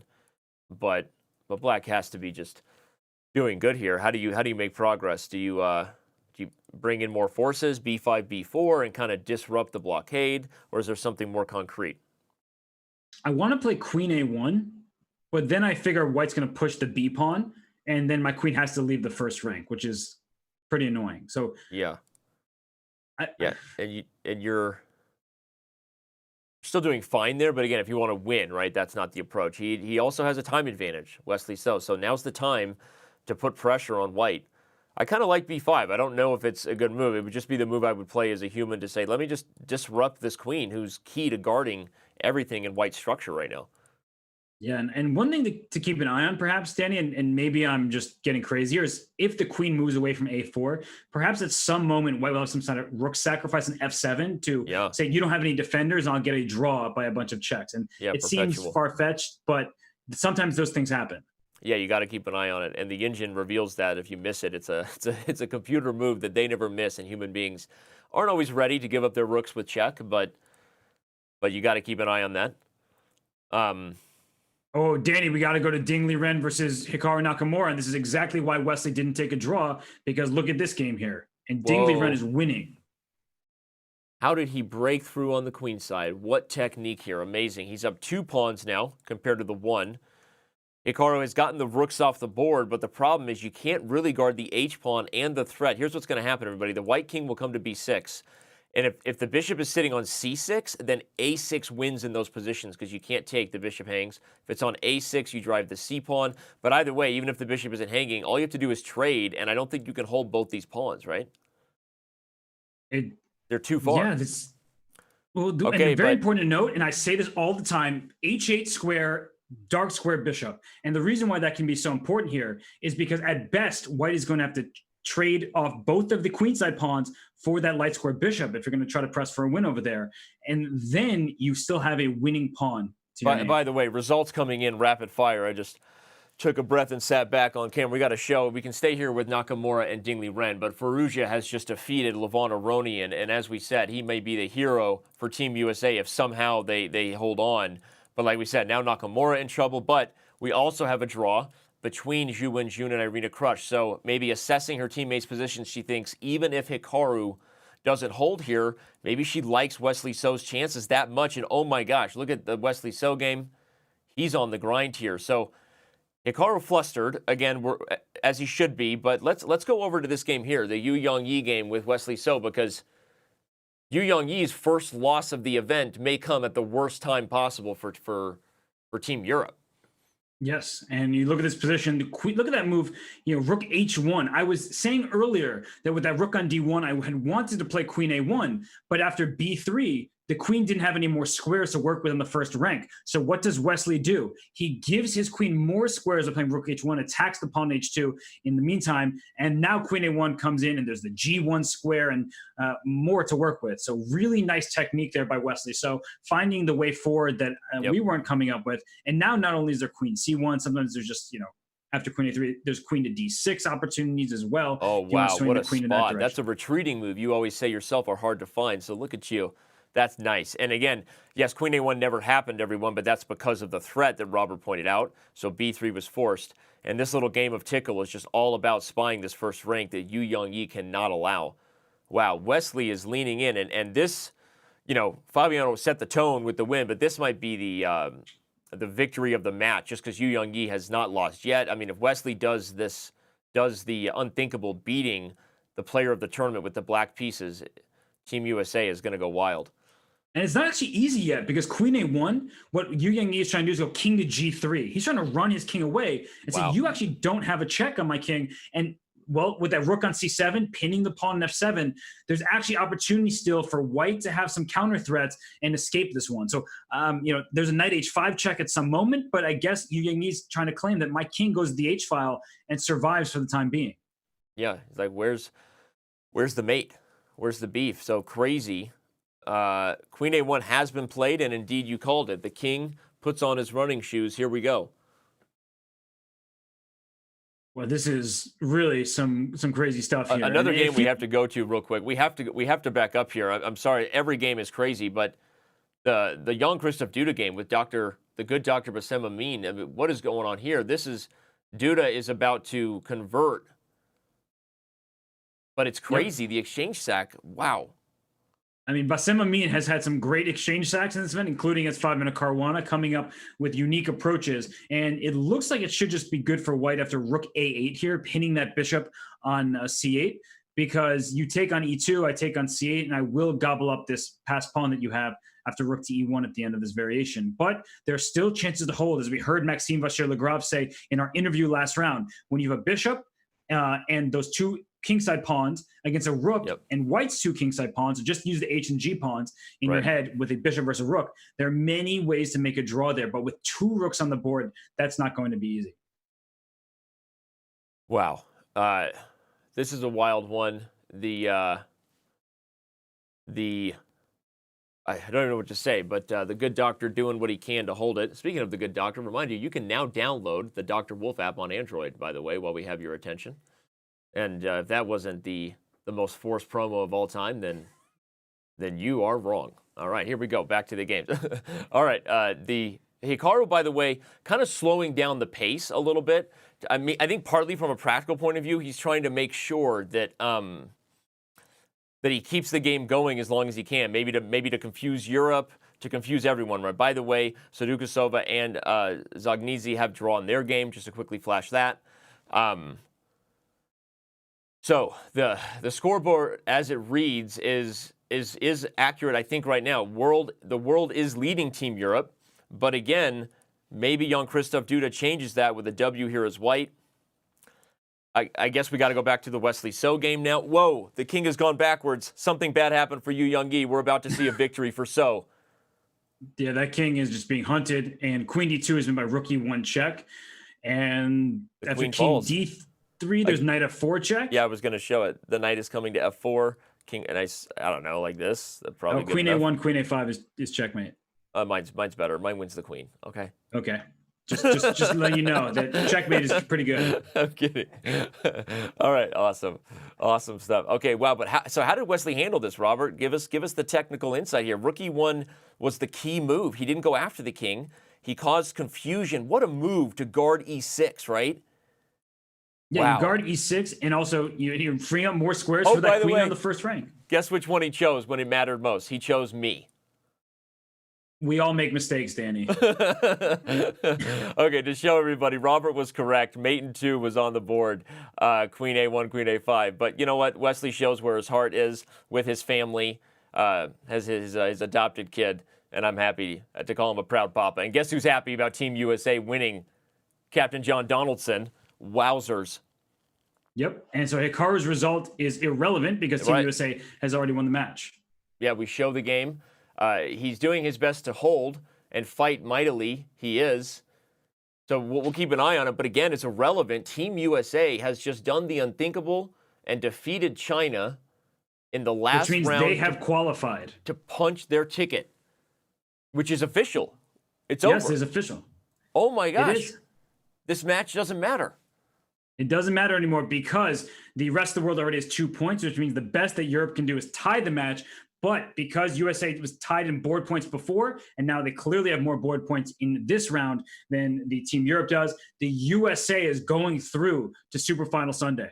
Oh my gosh. Well, and you asked it earlier. It was just totally hypothetical at the time. Like, who would you rather face if you were China, USA or Europe? I guess it doesn't matter. They're going to face USA whether they like it or not.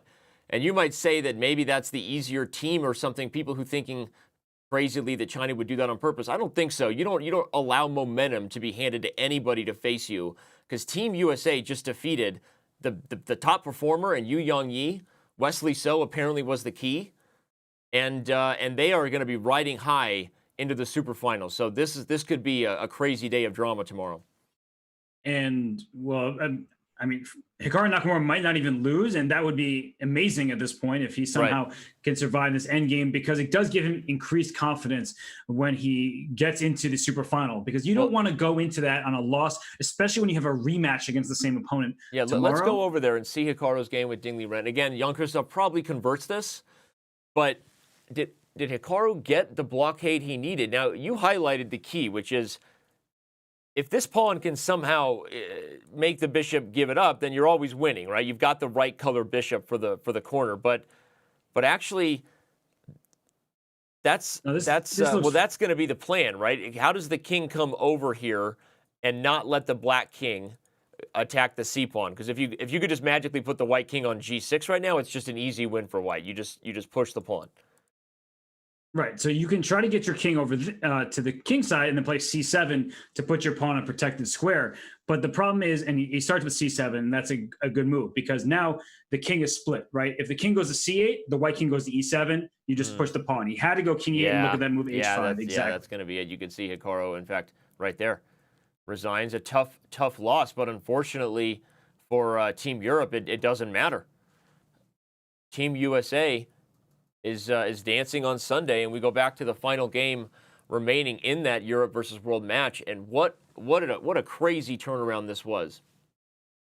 And Jan Christoph Duda, I mean, Denny, we had been talking about board 3 for Team Europe. That is the board that they've been struggling on and trying to figure out who to play between Anish Giri and Jan Christoph Duda. And Jan Christoph Duda coming up huge in this game. Yep. It looks like he is going to convert this, but unfortunately it's too little for Team Europe, as Levon Aronian loses to a red-hot Alireza Firouzja, who had 2 excellent games, beating Sergei Karyakin and Levon Aronian the final day. So I know his team was out of it, but you got to tip your cap off to Alireza Firouzja, the superstar, not just of tomorrow, but of today. Yeah, honestly, again, we kept saying it. He just he kind of won the match for Team USA with this great game over Levon Aronian. As you just saw, I was showing that there is one game still going on in this final 10th round. If you want to head over to Chess.com's live server, or just go to go.chess.com/ONC games, it'll pull up the only game remaining.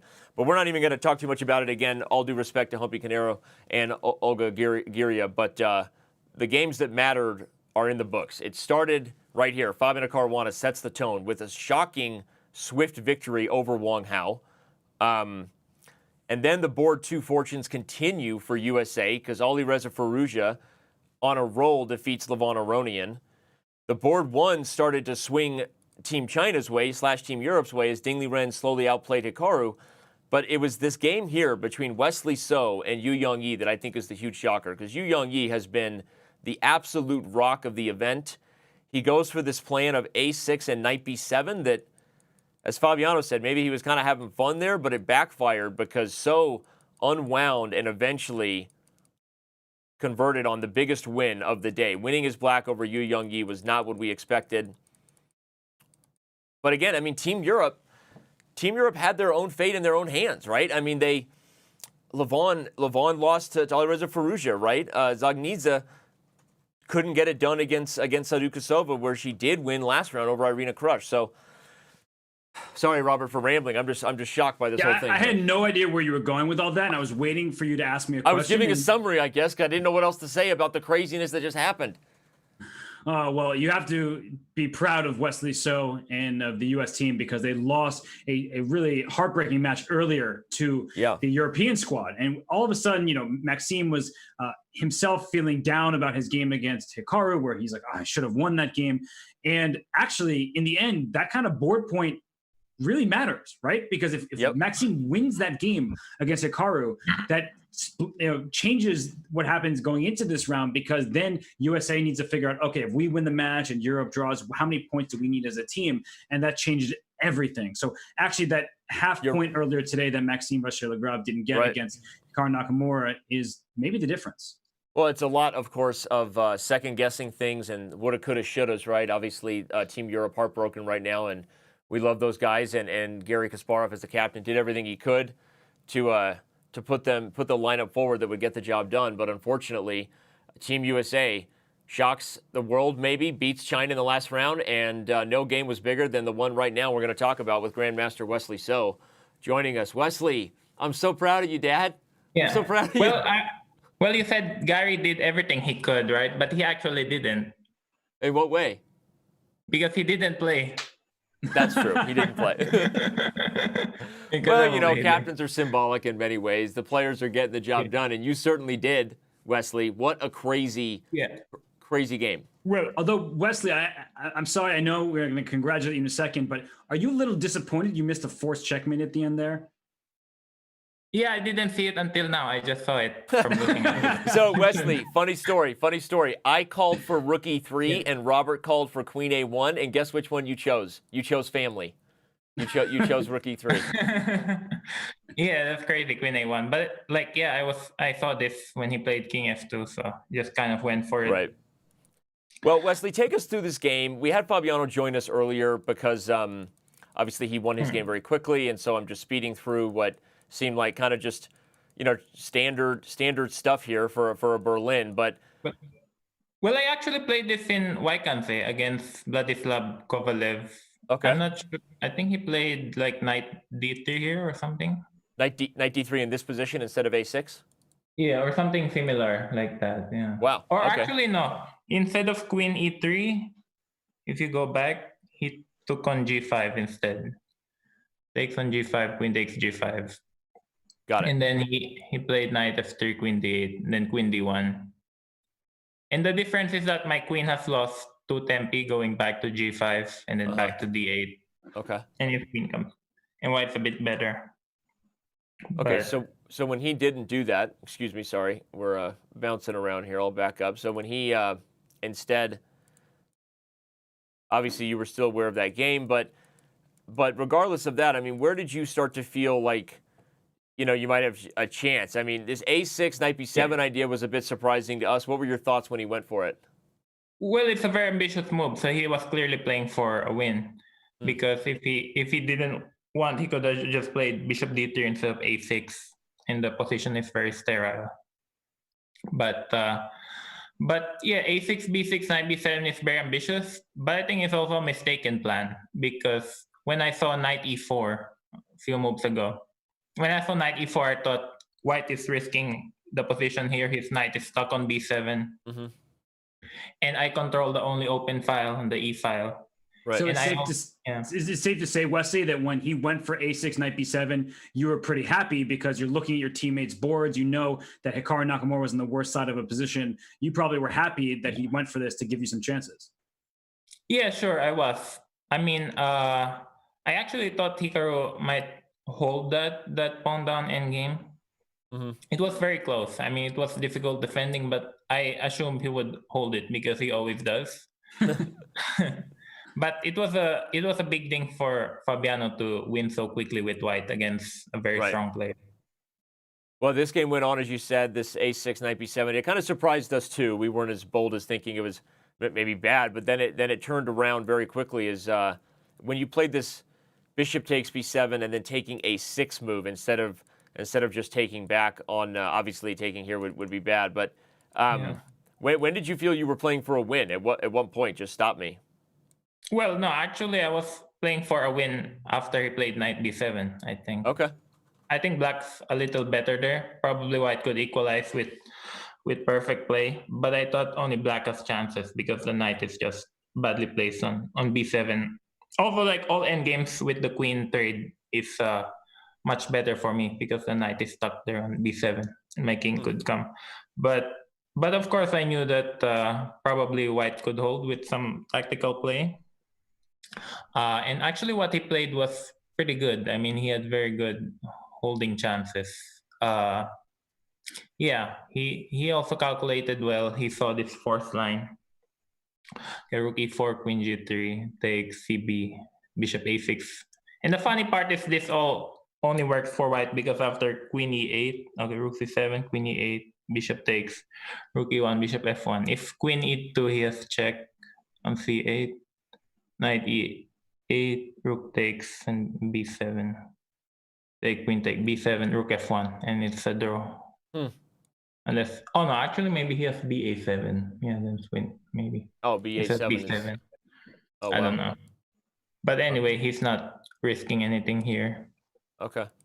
So yeah, I mean, so I had to take with a takes b6, and I thought I'm not risking anything here because he's got some pressure. He's got some problems along the back rank. Right. Well, Wesley, you know, as you missed this rook d1 too. I don't know. Well, as you went forward here, I mean, with just a couple moves when, you know, with this queen on a4 and rook on d1, it's like you want to play queen a1 so badly, but you don't have space for your queen on the first rank, right? So, you know, then he plays b3, your queen has to retreat. So this rook h1 move, when did you come up with that? And like, you know, at first, did you think that he was getting out, or did you always see this rook h1 move, which was such a fantastic find? No, actually, it's funny. When I played king g7, if you go back, when I played king g7, I suddenly thought that except king g7, I thought queen a1 looks winning for me. So I don't know. Maybe it does. Huh. Maybe you were right. Yeah, I mean, so I was gonna play king g7 and queen a1, but I could have played queen a1 right away, and Wow. I only realized that after, because after queen a1, he has to move the bishop, and then I have rook h1, and so it's just like totally lost already. Yeah. Because of queen. So I mean, fortunately, I won this game. Otherwise, I wouldn't be able to sleep by not playing queen a1. Right. So you played the safe prophylactic move. Turned out queen a1 was winning right away, but then you did. Yeah. So now he prevented it, but yeah, I played queen a3, and it's probably very difficult to defend here. Also, I'm not sure if he has any defense either, because queen a3 threatens queen d6 and queen c1. Yep. And my king is very safe while his bishop is not doing anything. As we were analyzing it, we saw this. We highlighted that the king could run, so the obvious moves weren't good, and there were threats of queen e6. But you answered all questions with the move rook e1, which was just very nice. Prevents queen e6, and then the net finally closes. You get to bring the knight into h5. How does black finish the job if the king sits here? Yeah, king h3, knight. I thought knight f4. Then he has to go to g4. Yeah, and then I could even go to a winning endgame, I think. Yeah. Okay, yeah, you can just take on g2 if you want, yeah. Yeah, it should be winning endgame too. Okay. But yeah, king h3 was his only move because king f2 loses third. Oh, actually, I was thinking instead of king h3, maybe he could go to h4 or something. But then queen c1 should be winning. We'd like to think, right? Or chess is cruel. Yeah, okay. Yeah, wow. So I mean, he offered a draw when he played queen d3, and he was probably close to equal at that point. But but you declined the draw, yeah. Yeah, I think king f2 was a blunder here. King f2, so he could have played something else. Wow. Well, Wesley, you ultimately. Sorry, Robert, you go ahead. Go ahead. You had a question. Go ahead. Well, so My you turn. ultimately secured the full point, and so you move on to the Superfinal tomorrow to have a rematch with China. So after this victory, you're probably feeling confident, but what can you tell everybody? Like, what will it be like in a rematch? Will it be totally different, or do you expect the USA to come out on top once more? Well, first of all, I'd like to thank Alireza Firuzia for saving our team. Yep. I'd like to thank Alireza Firuzia for saving our team. and also Fabiano, of course, but he's our teammate. But losing to Europe today in the morning was a tough one. Also because Europe was very lucky to tie the match against India yesterday. So I thought things were not going well for us, and I think the players were down during the break. But we managed to fight and continue, and and survive. And tomorrow, do we play one match or two matches? Danny's face is just like, I don't know, because I've been so focused on this event here, and coming up. Danny, your face, I can't get over it. Contortions of your face. Guys, I'm as tired as you are. I'm not playing, but we've been doing this since 4 a.m. every day this week, and I don't know the format. I haven't even been thinking about tomorrow. So go ahead. Okay. Yeah. Well, China's the favorite because they have like a 200-point rating difference on their women board. Yeah, it is one match, just so you know, Wesley. Right. I just wanted to see Danny do facial gymnastics for a second. Well, it is one match, and they also have draw odds as the number one seed. Wesley, before we let you go, we have to ask you the daily question, because we asked... What? They have draw odds? That's crazy. They do have draw odds, which is crazy. Like I said, I think if they have draw odds, they should give you guys peace odds. I don't know. So if we tie 2-2, then they win automatically. I guess so. Yeah. Again, so that's a lot of things. Huge. FIDE event. I don't know. We're doing the best we can here. But let's get your thoughts on the daily question. I think the first time we've ever done a team event like this and trying to come up with something exciting. I guess that's the way the Superfinal will be played. You're right. But we asked the fans, what would it take to beat China? Apparently, it took Wesley So on board 3 versus Yu Yongyi. So that's the answer, I guess, to beat China in the Superfinal. It's Wesley So on board 3. Yeah, and also we need a quick win from Fabiano against Wang Hao. Right. Okay, well, Wesley. I mean, I think the 2-2 draw odds is kind of unfair. Yeah, it's going to be tough. So we agree. really got our back against the wall for tomorrow. Yeah. Well, we wish you the best of luck tomorrow, obviously. And again, huge congratulations on the day today. Obviously, you kind of shocking the world here with a dramatic finish. But Wesley, been great to have you in these interviews, and good luck tomorrow. Thank you, Danny. I've always enjoyed playing on your site, and I always enjoyed your dual commentary with Robert. Thank you to our perfect match. Oh, thanks so much, Wesley. Appreciate the kind words, and best of skill tomorrow. And happy Mother's Day to Lotus early. So relay my best. Yeah, tomorrow's Mother's Day.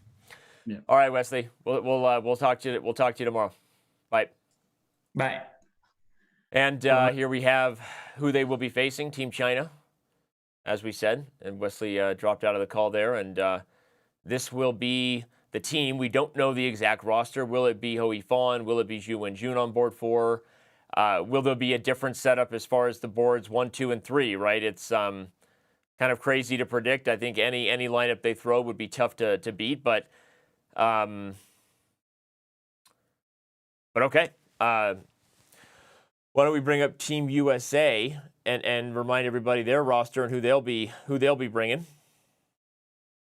Yep, they have, as we know, Hikaru Nakamura on board 1. He did just suffer his first loss of the match, but thankfully for the team, it didn't matter. So he'll have to rebound, but it's going to be just 2-2 tie means that China wins. And I know Wesley said, that doesn't seem fair, but then what's the point of playing these first 10 rounds? Like if China dominates the field, what advantage should they have? And I'm not at all criticizing Wesley. It's his opinion, of course. But I do believe that the top team should get some kind of advantage. In sports, it's often home court, home field advantage. So I think that, at the end of the day, China deserved their top place. And you see Team USA, they're tough. But if you look at the overall top performers here, Danny, Fabiano Caruana, Yu Yangyi, no surprise that those two were the best two.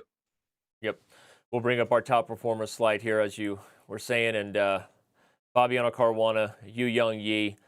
Obviously, some other players will not be competing tomorrow, unfortunately. Artemyev and Firouzja, unfortunately for Team USA, won't be playing tomorrow. No, I'm kidding.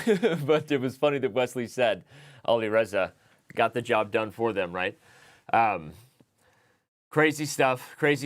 But it should be very exciting. We know Hikaru Nakamura will be back on board one, most likely looking for revenge from today. And he almost did hold that endgame. It was interesting.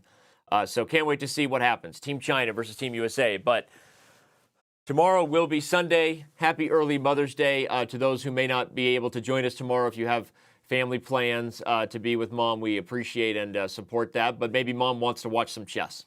We know Robert's mom does often. And so, what? I was saying, I have no choice, right? I'm covering the show with you, but, then I can celebrate with my mom. So yeah, I've got my kids planned. We've got a whole early morning plan because I'm going to be up at 4 a.m. And then I got the oldest one leading the way on some breakfast so I can get out of here when the round's done and head home. So anyway, it's going to be a lot of fun tomorrow. We have the super final. In the most dramatic fashion possible, if you missed it, Team USA defeats China here in round 10, leapfrogs Team Europe, not even in terms of match points, as you can see, but in terms of total game points, they barely finish ahead. Robert, the drama was real. It was a ton of fun, and can't wait to see you tomorrow. So on behalf of the whole team here, everybody, make sure you tune in. Thanks for being with us. Shout out to our staff, our production crew, to everyone, all of our partners at FIDE helping make this event possible. Again, it's been amazing, and we can't wait for the last day of the FIDE Chess.com Online Nations Cup, Sunday tomorrow. We'll see you then.